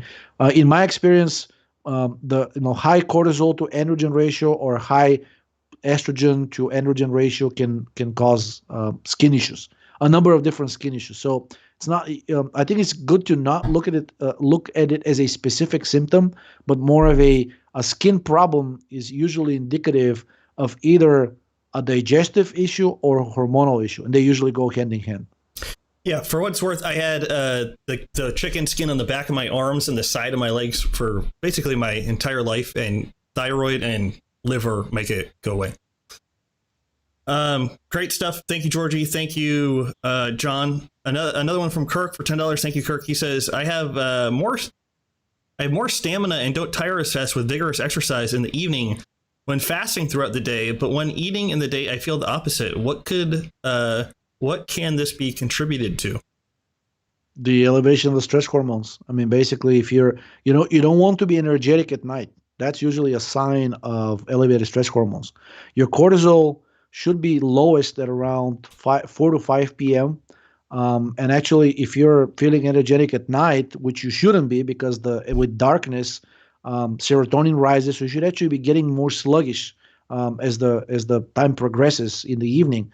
So if you're sluggish in the morning, but or after eating, but you're agitated at night, it's very often suggestive of a so-called inverted cortisol rhythm, diurnal rhythm, and cortisol should be higher in the morning and then lower in the afternoon and early evening. But in some cases, in people with lower metabolism or elevated stress hormones, in generally activated adrenal system, that rhythm gets reversed. They're actually really sluggish in the morning, especially after eating, and then they kind of slowly wake up, and their morning starts at 5 p.m. The night owls are actually notorious for that. And the reason is it's already been confirmed that in night owls, the levels of cortisol at night at 10 p.m. when these people should be sound asleep is about as high as it is at 8 o'clock in the morning when cortisol is highest in healthy people. Mm-hmm. Yeah, good stuff. And the only other thing which could contribute is if there was some kind of bacteria in the intestine and eating was causing some kind of, bacterial overgrowth inflammation type of situation. And so that would be another reason that not eating could be helpful, you think? Yeah. And I mean, basically the benefits of fasting are mostly, there's several studies I think that were already posted and discussed that they're due mostly to the reduction in endotoxin. Mm-hmm. But after a few days, after 2 to 3 days, then you start getting into the negative territory. Yes, you've reduced endotoxin, but now you've elevated all of your free fatty acids. And guess what? The vast majority of the fats that you've stored in your fat tissue is PUFA. That's why it's stored. I mean, if you eat saturated fat, it mostly gets oxidized pretty quickly. So yeah, it's the reduction of inflammation, reduction of endotoxin, which allows the liver to actually excrete even more endotoxin because it gives it a break. Usually when you eat, if you have a compromised gut barrier, just basically the liver gets overloaded. And if the meal is high in PUFA, that's an additional burden for the liver. So sometimes just stopping eating for a day or two just gives the liver a break, and it can start excreting all of that estrogen and endotoxin, and that by itself can make you feel really well. Just giving the liver a break. I think somebody asked Ray recently, like, what could be the cause of continued feelings of sluggishness and fatigue and brain fog, even though these people are taking thyroid and eating properly. And Ray's response was some sort of estrogenic overload of the liver, which prevents it from getting rid of all the other toxins that the body generates as part of normal metabolic activity. Great stuff. Thank you, Kirk. Thank you, Georgie. Okay, we got a few more from Kirk. Another one. He says 1 cup of coffee on consecutive days, 2+ days, causes head inflammation and makes my skin break out a bit. What do you think this? Why do you think this could happen? Head inflammation? Yeah. Maybe. What is this condition? Maybe like people. Maybe like your scalp physically hurts. Maybe that's what he means. I think he has a low blood sugar. I think that can cause kind of an inflammatory reaction. It's if you're drinking the coffee alone. Yeah. But the other thing is maybe the coffee is acting like thyroid and increasing nutritional needs, and maybe there's a deficit somewhere. And I don't know what else. If you drink coffee as a metabolic stimulator and your glycogen loads are low, like if you have a liver dysfunction, a sluggish liver or fatty liver, whatever you want to call it, and you drink that cup of coffee, even if your blood sugar levels are not necessarily dropping too low, anything that causes a cellular glucose deficiency, because if you don't have enough glycogen, coffee is going to trigger a stress response. The stress response will lead to elevation of free fatty acids, and that will lead to functional glucose deficiency due to the Rendell cycle. Anytime the cell experiences functional glucose deficiency, you can get an allergic reaction even from air. Like you breathe the slightly polluted air, you can break out in hives. And that's a study we didn't get to discuss, but they show that you can develop Parkinson's disease by simply inhaling endotoxin, a low dose of endotoxin, over 2 weeks. So it really comes down to how much energy your cells have to handle all of the allergens that are constantly circulating around. So if you're drinking coffee and it's causing some kind of an inflammatory / allergic reaction, that's usually an indication that the coffee is taxing your system too much, which you shouldn't be doing if there is sufficient glycogen in the system. I don't know. Other things that seem to help is mixing the coffee with milk or heavy cream. Actually seems to work even better. And I've noticed that even in very metabolic compromised people, if they drink a latte, even if it contains like a triple espresso shot, it doesn't cause the jitteriness and the agitation that regular black coffee would cause quite reliably. Even a single espresso shot will cause in these people. So the scalp itching, what he calls head inflammation and whatnot, it's probably just an inflammatory reaction or / allergic reaction from just a stress response in general that coffee is causing. And also, if your liver is overburdened, because caffeine forces the liver to shed its fatty content into the bloodstream, that can also be like a trigger for these kind of skin symptoms. So if you have a fatty liver, that may be one of the reasons why this is happening. But over time, I mean, there are multiple studies, and now at this point, even humans showing that even like a low dose of caffeine, like 100 milligrams a day, over a period of 2-3 weeks is capable of completely restoring liver health if you're doing it on a regular basis and you're not compensating by, I don't know, gorging on PUFA afterwards. So it should be easy to fix or reverse if there is an issue with the liver. Just make sure you drink the coffee with something that buffers the stress effect, and just make sure you drink it sweet enough so that it doesn't get to a point where it's a stress trigger instead of a metabolic trigger. Yeah, or just after food. Yeah. Great stuff. Thank you, Georgie. Thank you, Kirk. Okay, one more from Kirk. He says, a few more from Okay, guys, maybe we'll pause on the super chats because there's so many. Thank you, guys. I sincerely appreciate it, but we probably have to get out of here at some reasonable time. Where are we here? Okay, Kirk, another one for Kirk, for $5. Thank you, Kirk. He says, what are the major health benefits of living at high elevation? How long should one be at high elevation? Is 6,500 feet considered high elevation? I would say anything over 1,500 feet is probably good enough to start producing beneficial effects. About 3,000 feet is usually where you start feeling it, really feeling it. And it's probably, for optimal health, I would say 6,000 feet is probably more than enough. Anything more than that, you start getting into the so-called alpine climate, basically where it's kind of harsh. I mean, basically, you don't want to be in a situation where, CO2 levels will be high, but there'll be snow around you most of the year, and it'll be like a barren climate where you're not going to be spending much time outdoors because it will not be pleasant to be outside. So about 6,000, 5,500, maybe 5,000 to 6,000 feet, I think is plenty. Unless you have severe health issues and you kind of like don't care about the weather and, just want to, you want to take radical measures. So, getting CO2 as high as possible would be imperative. I think 5,000 to 6,000 would be fine. But most of the benefits are due to, because of the increase in carbon dioxide, you get a dramatic increase in mitochondrial biogenesis. In fact, athletes and their trainers have known this for at least 100 years. They didn't know the direct reason, but they knew that living and training at altitude for about 2 weeks or longer basically makes you strikingly more endurant when you go back to regular altitude, and this effect persists for a few weeks. So if you're like, many soccer teams actually have training camps at high elevation where they would go and train before, let's say, like a World Cup or a European Championship. I know the Bulgarian team, actually, most Bulgarian sports teams at the national level, they have a mountain training base where the elevation is 65, I think, actually close to 7,000 feet. And they spend there about 2 weeks before major events. And then basically like they train there. And then, it's a fairly well-known effect, but it's now known to be due to the increased retention of carbon dioxide.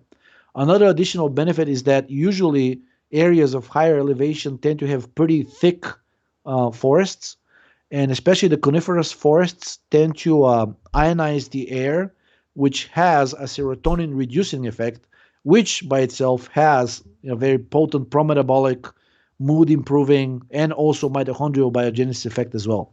So I think the increased degradation of serotonin because of the negatively charged air, which mimics what the air ionizers that we have many people are now buying as a device to have it in their rooms. The being at high elevation imitates that, and also being out in nature also seems to have its own non-specific, to use the medical term, effect that cannot really be tied to neither carbon dioxide nor serotonin. It's more like being out in nature and experiencing a connection in nature, somehow restoring the feeling of meaningfulness and being one with life. That can have a very profound therapeutic effect especially if you're with very compromised health. I know people who recovered from pretty serious conditions by simply just dropping their daily life, saying the heck with all of it, and then going on a vacation for a few weeks up in the mountains. To the point where I've told the story several times. I have a friend from college who still lives in the Tian Shan Mountains, and he refuses. His parents are very old; they're in their late 80s right now. and they're in Italy, and he goes now. Of course, Italy has other issues now. He can't go because of the virus. But he says now the last time I talked to him about a year ago, he's like, dude, I can handle flying in an airplane. Just like you just don't understand. After being and he lives at a much higher altitude. I think the altitude is 9,000 feet of that expat community where he is, and he basically says that after being there for a few months, just a few months is enough. Then when he gets into the airplane, he says that he feels that the air is literally toxic. There's something in that filtration system that makes it very toxic. He's like, I prefer to be in a barn with animals where I'm smelling fumes of like urine and cow dung and whatnot, because it's less toxic than what these air filters are constantly pumping up. So he refuses to fly. So I think he tried to go by car, but going from Kyrgyzstan to Italy, that's like, I don't know, 4,000 miles or something, and you're not exactly driving through safe parts of the world. So I think he did that only once and he gave up on it. But he tries to fly as rarely as possible, because he says that he feels that the air in the airplane is literally killing him. He also claims to be able to feel a very powerful electromagnetic field inside the airplane, which I've actually confirmed myself with my meter. If any of you wants to really get scared, take one of these the EMF meters that are available on Amazon and take it on a flight. It doesn't have to be a transatlantic or a long distance flight. Just take it on any airplane with a jet engine, and you'll see like what kind of readings you're getting. I don't even know why is this allowed, because like the readings are in the danger zone, which technically, FCC says, or is it FDA or FCC? No, EPA, the Environmental Protection Agency, says you should not be allowed to actually stay in a location like that for more than 10 minutes. It's considered hazardous to your health, but apparently not when it comes to the airline industry. You have to fly. They may be pumping you full of uranium, but as long as it's for the airline industry, all rules are suspended. Anyway, so yeah, living at altitude has a number of different benefits, but I think it also has to be balanced with you do need the human contact. Like I would not go and become a hermit just because you will be at a higher elevation and you'll be healthier. You'll think you'll be physiologically healthier. Being surrounded by calm, healthy, supportive people is one of the most therapeutic things a person can have in their lives. So I would not sacrifice that unless the situation health-wise is getting really bad. I would not sacrifice that just for the opportunity to go and live in a mountain. Yeah, great stuff. Thank you, Georgi. Thank you, Kirk. Okay, John, RP said that pregnenolone is not a hormone, but should be thought of as a food supplement / vitamin. Why is this? Was pregnenolone once found in the human diet? Oh, pregnenolone is still in the human diet if you eat a lot of organ meats. Basically, like so the heart, the brain, the liver, the spleen, and I think the pancreas and the lungs contain 10 to 100 times higher amounts of pregnenolone than is found circulating in the bloodstream. So you are eating a significant amount of pregnenolone by simply eating like a 8-ounce serving of liver. Now, I mean, you don't eat. I think Ray has said you don't need to eat this every day, and it's actually not good because there's a lot of iron, there's a lot of cysteine and tryptophan. So once every 2 weeks or like once a week is perfectly fine. And it also happens to be his long-standing recommendation for pregnenolone. He says that a single dosage of about like size of an aspirin tablet, which means 350 milligrams weekly, once weekly, is enough. And that's how much you're probably going to get if you eat a decent serving of liver. You're going to get a lot more if you're eating brain. Actually, the brain has the highest concentration of pregnenolone, higher than any other steroid, including progesterone. I think it has lots of DHA, or depending on, I guess, what the animal ate, right? Right. But like, the brain is notorious for concentrating more pregnenolone than any other steroid, and having at least 100 times higher concentrations if you're healthy, of course, or the animal is healthy. That's how it should be. But it's in any event, it's higher than the blood, in many times higher. Now, I think the reason it's not considered a hormone officially is because it has very weak interaction with the known steroid hormone receptors. So pregnenolone is not really an agonist or antagonist on most of the known receptors, the steroid receptors, but it does have indirect antagonistic effects on the activation of the cortisol receptor. So pregnenolone will not prevent cortisol to bind with the glucocorticoid receptor and activate it, which is what a traditional glucocorticoid antagonist like progesterone will do, which is an actual steroid, right? But pregnenolone would prevent the complex of the receptor and the steroid hormone from translocating to the nucleus, which is part of the whole response of how cortisol causes all of the negative downstream effects that it does. So in effect, pregnenolone is a functional cortisol antagonist, but not a direct one at the receptor level. So that's probably one reason why it has the reputation of being inert, because when the initial studies were done, they were mostly done in vitro, and pregnenolone was not found to bind or have a very strong or direct interaction with any of the steroid receptors. But it can, for example, it's now known to antagonize the CRH receptor, which is the receptor through which the stress cascade is triggered, the corticotropin releasing hormone receptor. Pregnenolone and progesterone are two of the strongest antagonists on that receptor. But as far as, I think the reason Pete doesn't consider it an actual steroid is because most of its effects are indirect and or through conversion into other steroids that are known to have a traditional steroid effect as well. But make no mistake, pregnenolone is functionally very, very steroid-like, even if it's not directly, steroid acting. It can correct deficiencies. It can block functional excess or deficiency of a specific steroid, even if it doesn't necessarily correct the levels. So, for example, it's well known that hypogonadism, or in other words, testosterone deficiency, triggers infertility in males. It has been known since the 90s. Yeah, I'm back. I'm sure. So pregnenolone is known to have just a second. I'm sure I think we're streaming again. Let's just get confirmation in the chat that we're still good. We still good?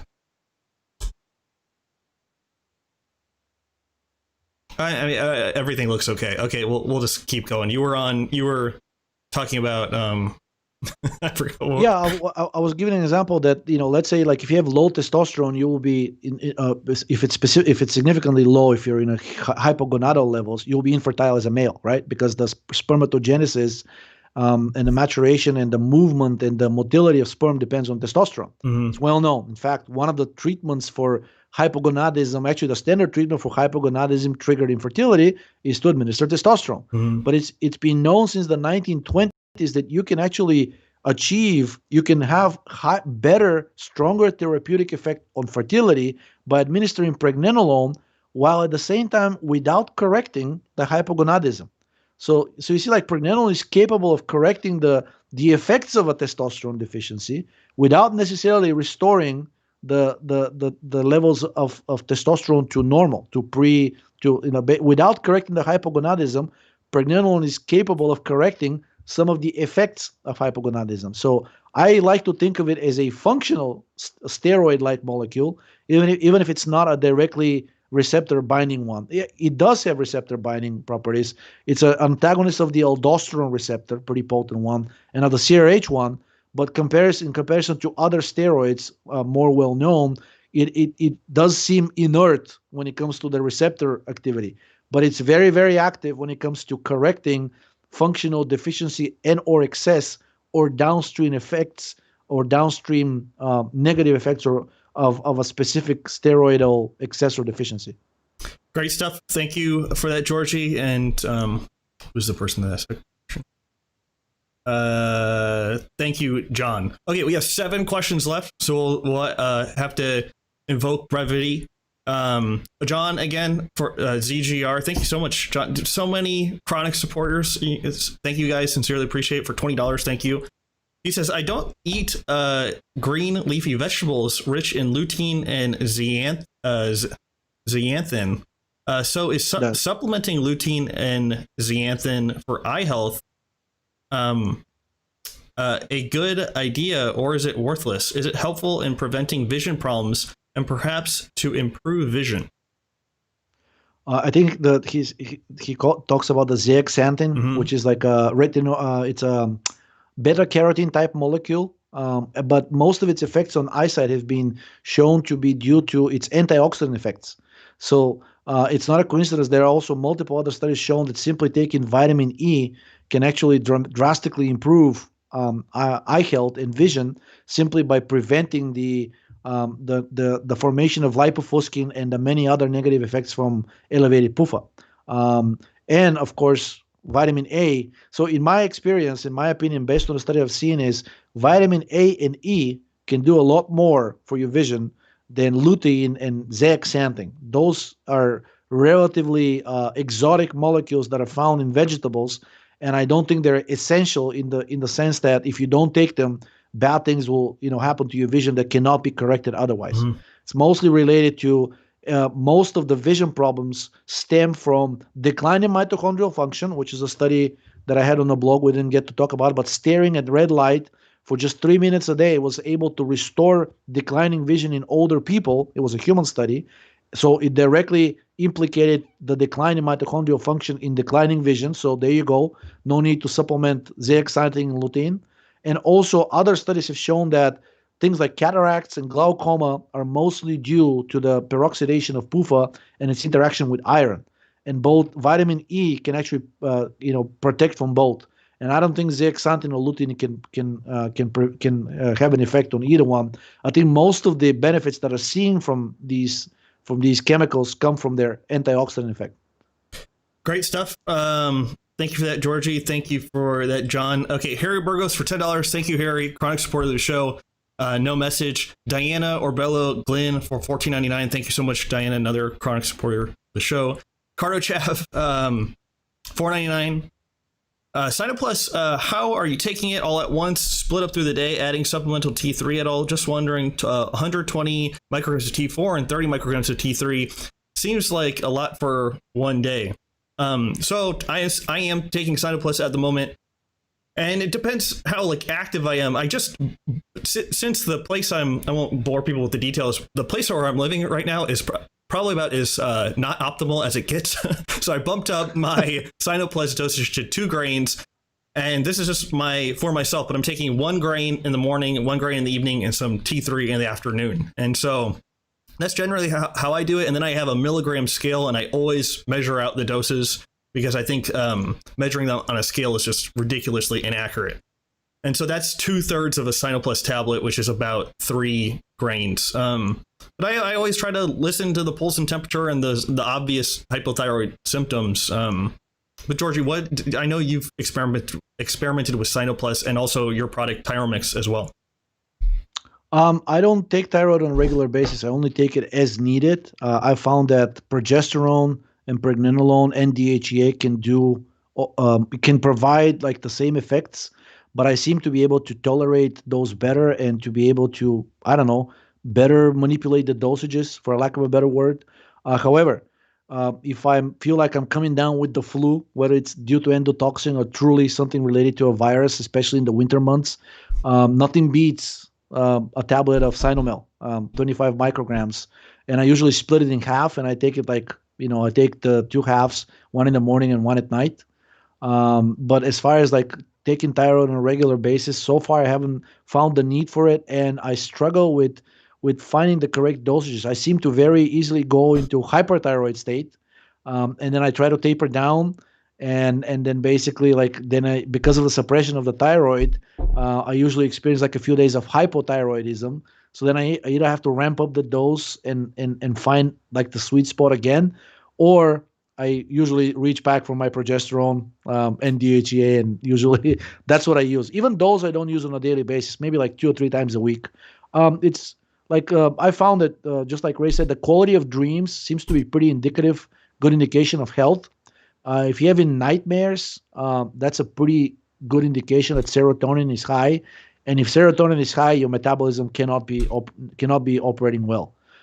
So basically, I take the pro-metabolic substances based on my experience with sleep and with my dreams.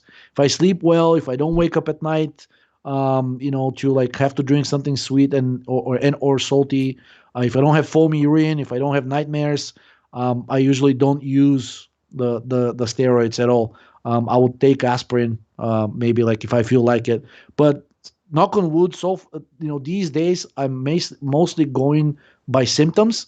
And to me, that's a huge improvement. There were just a few years ago, I just could not walk around unless I was loaded up on cyproheptadine. It's just my digestion was so poor. Just anything I was eating would either give me like brutal constipation or like really like diarrhea to the point where I was not able to function. Just had to like be always within a short jump of the restroom. Cyproheptadine seems to have fixed that, or at least made it to the point where it's not an issue. I don't experience that anymore unless I eat something extremely spicy.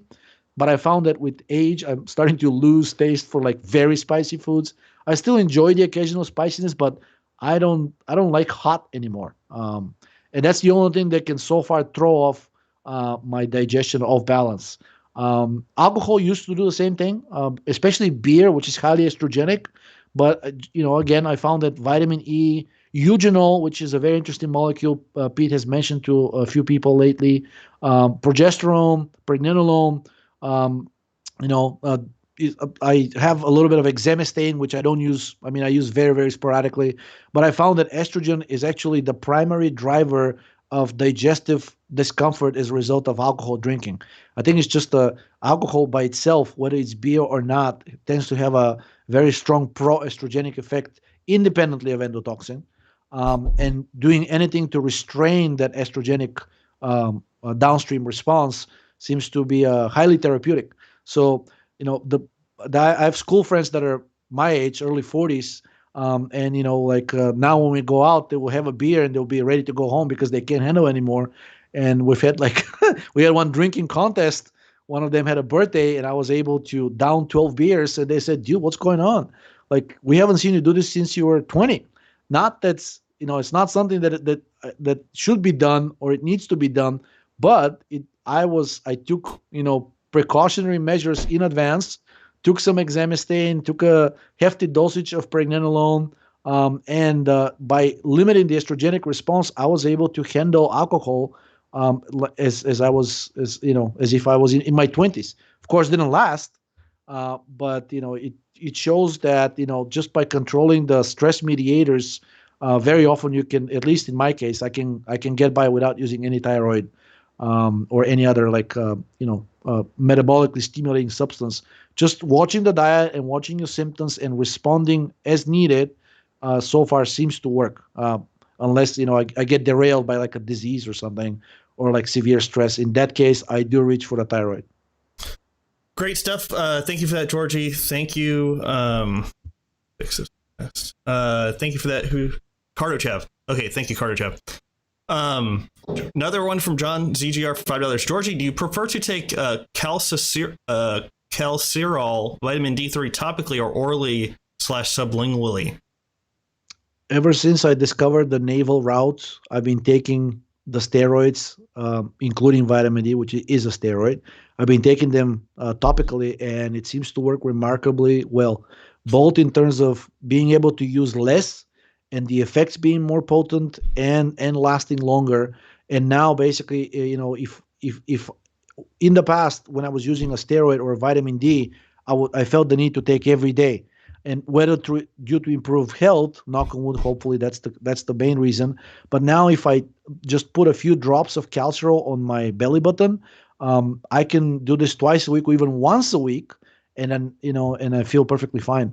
And it just as another confirmation of just how correct Ray is, vitamin D seems to be one of the most reliable surrogates of thyroid function and a substitute for it too. I found out that I can replace that tablet of 25 micrograms of Cytomel with a single dosage of 15,000 units of vitamin D applied to the belly button. It has the exact same effect, at least for me. I don't know why, but he said it many times that they synergize with each other, but they also largely have overlapping effects, and at least in my case, seems to be very accurate. So to answer your question, I prefer topically. Sometimes I'll take sublingually, which I consider also a form of topical as well. Even though you eventually ingest it / swallow it, the whole point of sublingual is to absorb through the mucosa, through the oral mucosa, and avoid the first pass metabolism to the liver. So it is a form of topical. Very few things I just directly ingest. Calcium is one thing. It's just if you're taking a few grams of calcium a day, which I now do, I don't think it's any easy way of doing it transdermally or even sublingually. You kind of have to ingest it, but everything else seems to work rather well topically. I want to get into the anti-vitamin D stuff, but I don't even know enough to articulate their argument to bounce it off Georgi. So if I can't do it well, I shouldn't try to talk about it. Okay, let's get through these. If anybody has problems with vitamin D, try the sublingual and or the navel application, and then come back and share your experience. I think it's incomparable. There must be something in most vitamin D supplements that either irritates the intestine or somehow doesn't sit well with the liver. Maybe like if you have like a sluggish liver or like you have high estrogen. I think Ray said that people that are overweight, they tend to either not react well to vitamin D or need dramatically higher dosages to respond to it. Mm-hmm. That does not seem to be an issue with sublingual and or belly button application. So try one of these and see if your experience with vitamin D changes for the better. My suspicion is it will. It changed for the better. Great stuff. Thank you, John. Thank you, Georgi. Linda Bell for $5. Good evening. Good evening, Linda. Thank you for that. Michelle for $10. It's a #1 fan gift. Thank you for that, Michelle. And Sweeney Jordan for $19.99. Wow, you guys are really coming out this evening. Thank you. Anne says, thank you, Georgi and Danny. I was wondering what would cause the heart rate to go up about 20 to 25 beats just standing up and walking around. Is it adrenaline, and what could help? Actually, I think sudden drop in blood pressure can trigger like a rebound effect. So orthostatic hypotension, I think is what it's called. If you're squatting for a while and then you suddenly get up, you get dizzy and like lightheaded. But if you actually pay attention to your heart rate, you'll notice that probably as a rebound effect, you'll get like a rapid surge in heartbeat, probably like in the low hundreds sometimes.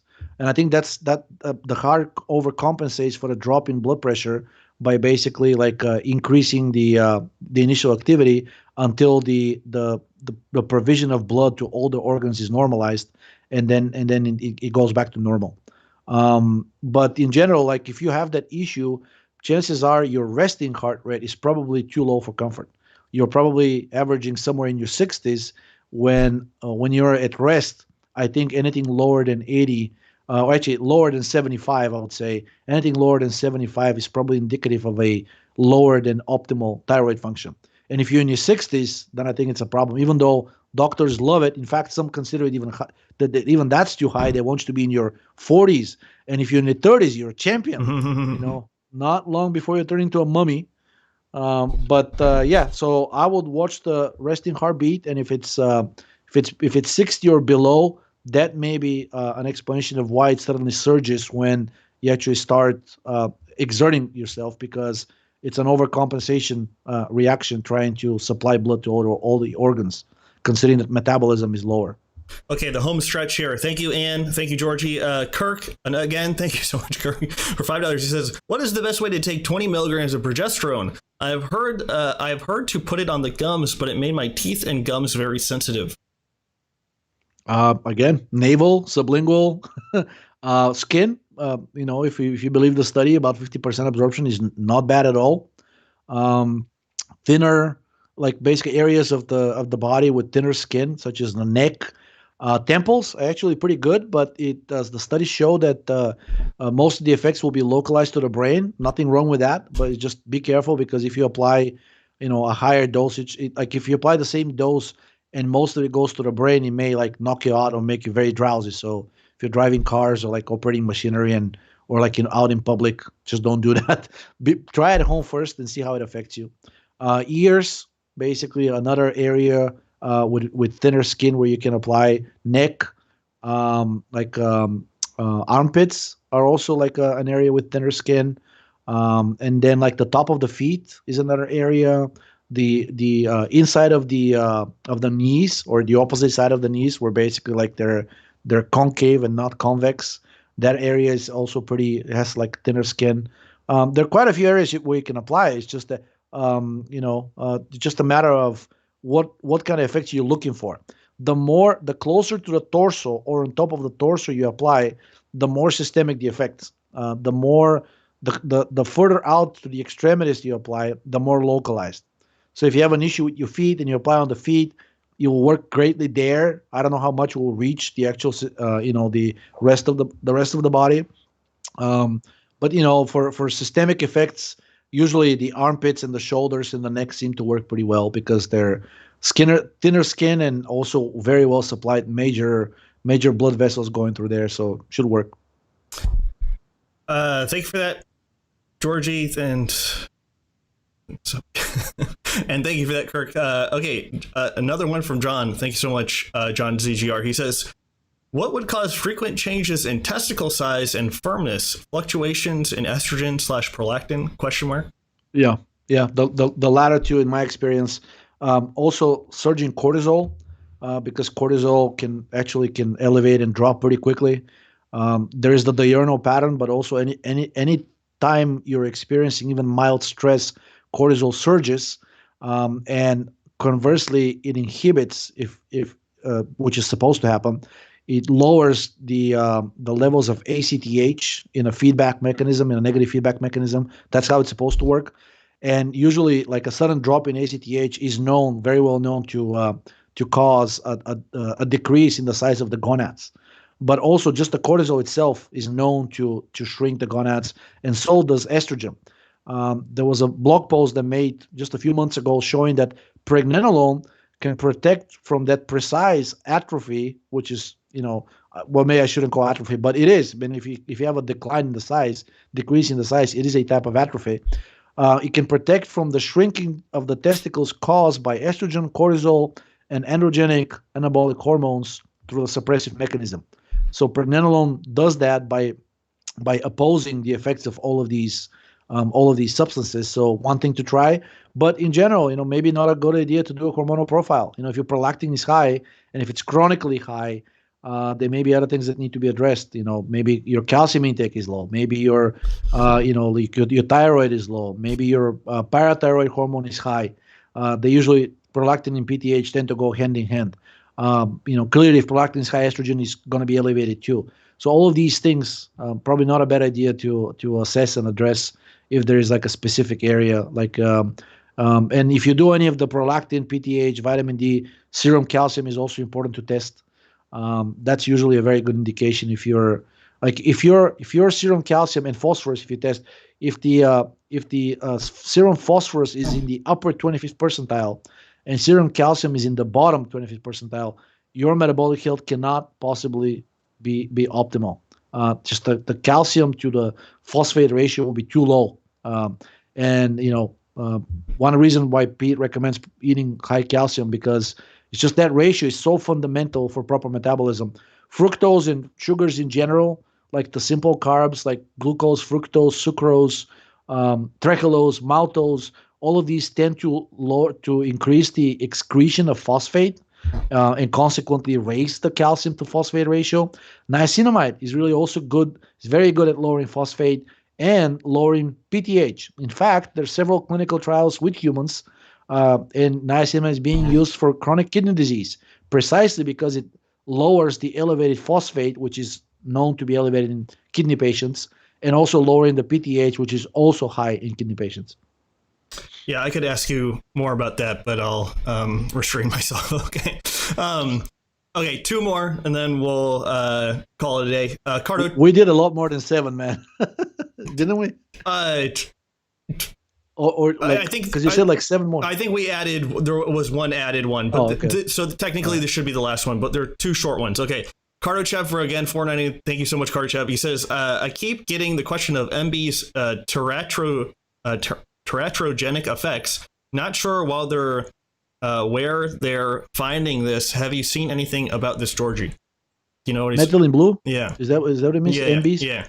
Well, for what it's worth, we actually did a study with Oxidal and the study was done by the Bulgarian Academy of Sciences, and I can send you the link. It's already published. Specifically for teratogenic effects of methylene blue, it had none. Mm-hmm. Not only that, but it prevented the teratogenic effects of several known mutagens and teratogens, and it did so both at low and high dosages. So I don't know where these studies are coming from, but our own studies did not show any of that. In fact, methylene blue was protective. I don't think there is much to worry about if you're using the dosages shown to be optimal for metabolism, which are in the milligram to 2 milligram range daily. The human studies with 15 milligrams daily did not show any negative side effects, and some of those patients were women too, and I think some of them were pregnant. There were no teratogenic effects at a dosage of 15 milligrams daily for several weeks. Those studies were done for mental health disorders. But if you're using 1 to 2 milligrams, which seems to be the amount necessary to achieve that optimal concentration of about 100 nanomoles per liter, which was shown to have like reverse aging of skin cells and reverse progeria in an animal model. Those concentrations are achievable with just a milligram for most people, maybe up to 2 milligrams if you're a really heavy, bulky person. And at that dosage, I just don't think there is any evidence that methylene blue is teratogenic. The studies that I have seen used millimolar concentrations, which would require 5 to 8 grams of methylene blue in a single dose to achieve that concentration. I really hope you're not using that much. I mean, if you're taking that much methylene blue, you will turn so blue physically. I think there'll be much bigger issues to worry about than teratogenicity. I mean, the doctors will probably lock you up for like trying to kill yourself. So that'll be the least of your worries, like that it will be teratogenic. But yeah, in millimolar concentrations, probably, I would say if you overdo water, if you drink heavily water without concern for your electrolyte balance as a pregnant woman, you're very likely to harm your fetus and cause a teratogenic effect. But methylene blue in 1 to 2 milligrams daily, I just don't think there is any evidence to worry about it. Okay, last one. Thank you so much, Carter Chav. Thank you, Georgi. John, for $5, says, what brand calcium does Georgi take and how many grams? Thank you very much. I recently found a brand on Amazon. I'm blanking on the name, but it's calcium carbonate, and it comes in capsules. There are no additives, at least not on the label, and I've been using it for about a month now. I don't feel any negative side effects from it, but I wanted to up my calcium intake, and it seems like a supplementation is the only reliable way to do it because I just can't bring myself up to drinking like half a gallon of milk a day. I found a brand of milk that ultra high pasteurized, like the Ultra Milk by Horizon Valley, but for some reason it has disappeared. Anytime I like a product and I start buying it, the Whole Foods and the Safeway and then all the others that carry it, I think they stopped carrying it. I think the issue is a friend of mine works as a marketing consultant for some of these big companies. He actually says that they actively monitor what products become popular, and then they withdraw them from the market. They basically go an internal review to find out whether this surge in popularity is it's just like a fad, or if the product is really popular, in which case they withdraw it from the market and they return it, usually diluted or in a smaller packaging and or a higher price. So be careful. If you like a product and if you find something in your local store, be careful how often you buy it, because the vendor who is producing it and or the store selling it are very carefully monitoring the purchasing behavior of you and of other people doing it. And many truly good products can become victims of their own success. But to answer the question, I'm using a calcium carbonate product and it seems to work really well. Take about 10 capsules daily, which provides about 2.5 grams on top of what I get from milk, which usually varies between 1 and 2 grams daily from diet. So on a really good day, I may get up to like 4.5 grams, which gets me closer to Maasai territory.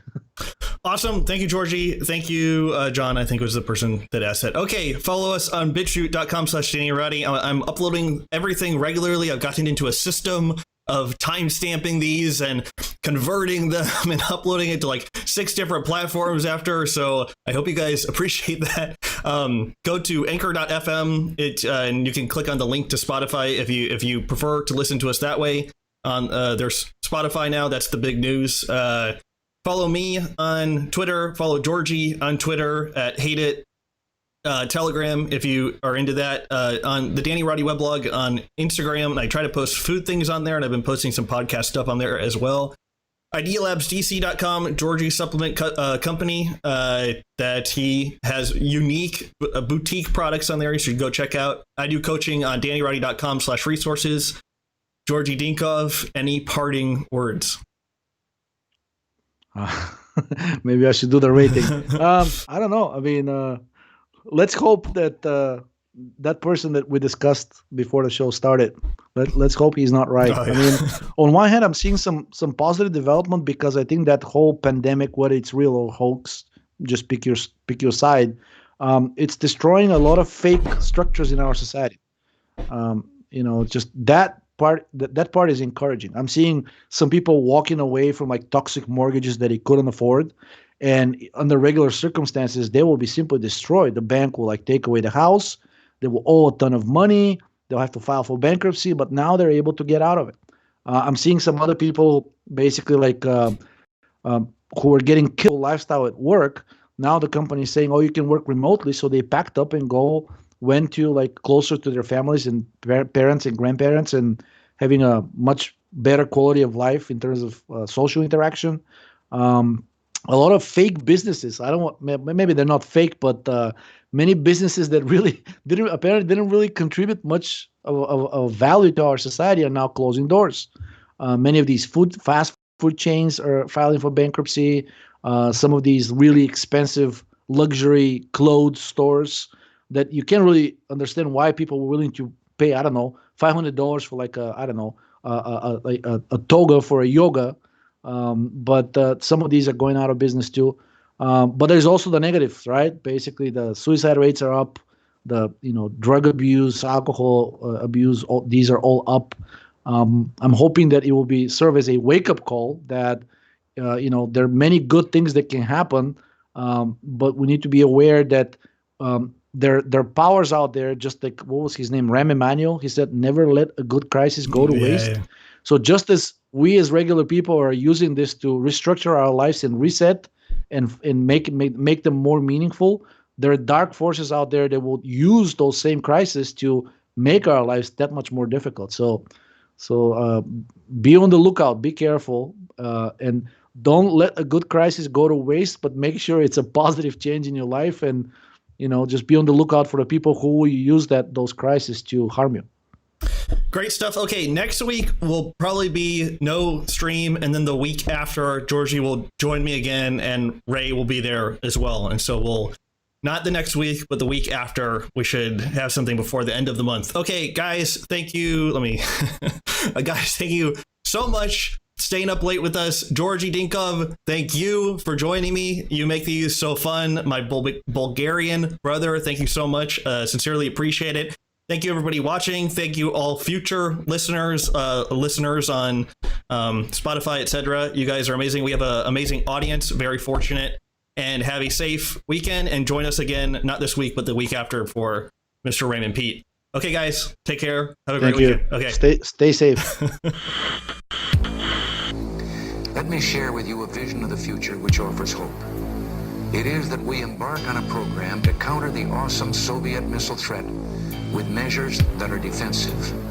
Let us turn to the very strengths in technology that spawned our great industrial base and that have given us the quality of life we enjoy today. What if free people could live secure in the knowledge that their security did not rest upon the threat of instant U.S. retaliation to deter a Soviet attack, that we could intercept and destroy strategic ballistic missiles before they reached our own soil or that of our allies? I know this is a formidable technical task, one that may not be accomplished Victor Technologies, the high-flying hardware computer company which took a nosedive this year, may be bought out by the British firm Applied Computer Technologies.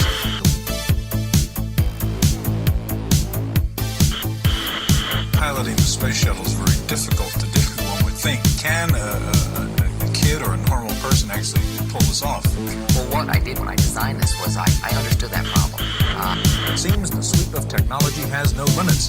In San Francisco this week, the world's first robot bartender was unveiled. The robot can talk, can take spoken orders, and can mix 200 different drinks. But on the first test run, the robot knocked a glass off the bar and onto the floor and poured beer all over the counter. The robot's designer said there were still some bugs to be worked out.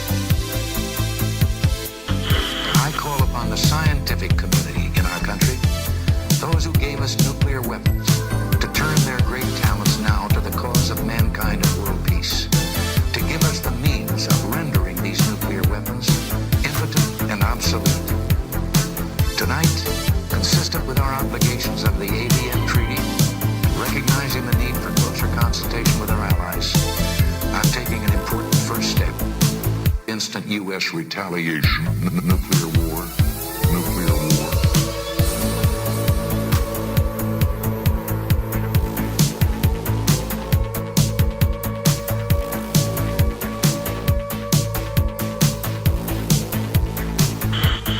In Japan, where high technology is showcased, consumers stare in wonder at the latest facet of life overtaken by the computer age, the department store. But while the Cebu store is proud of its technology, it is worried that customers will feel it has lost the human touch.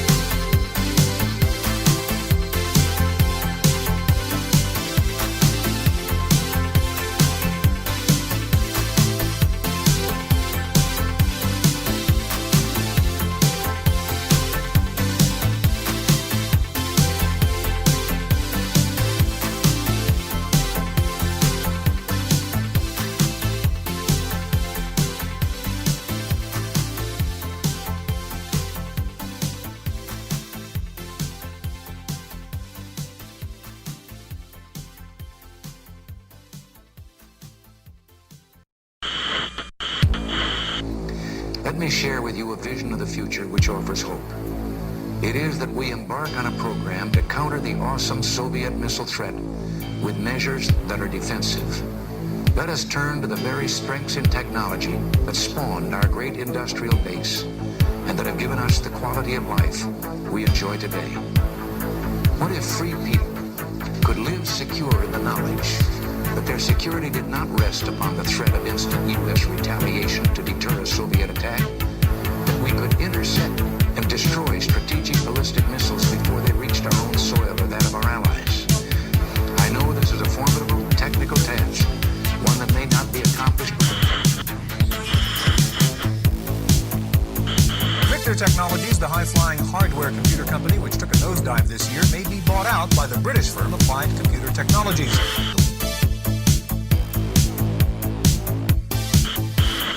Piloting the space shuttle is very difficult to do, one would think, can a kid or a normal person actually pull this off? Well, what I did when I designed this was I understood that problem. It seems the sweep of technology has no limits. In San Francisco this week, the world's first robot bartender was unveiled. The robot can talk and take spoken orders and can mix 200 different drinks. But on the first test run, the robot knocked a glass off the bar and onto the floor and poured beer all over the counter. The robot's designer said there were still some bugs to be worked out.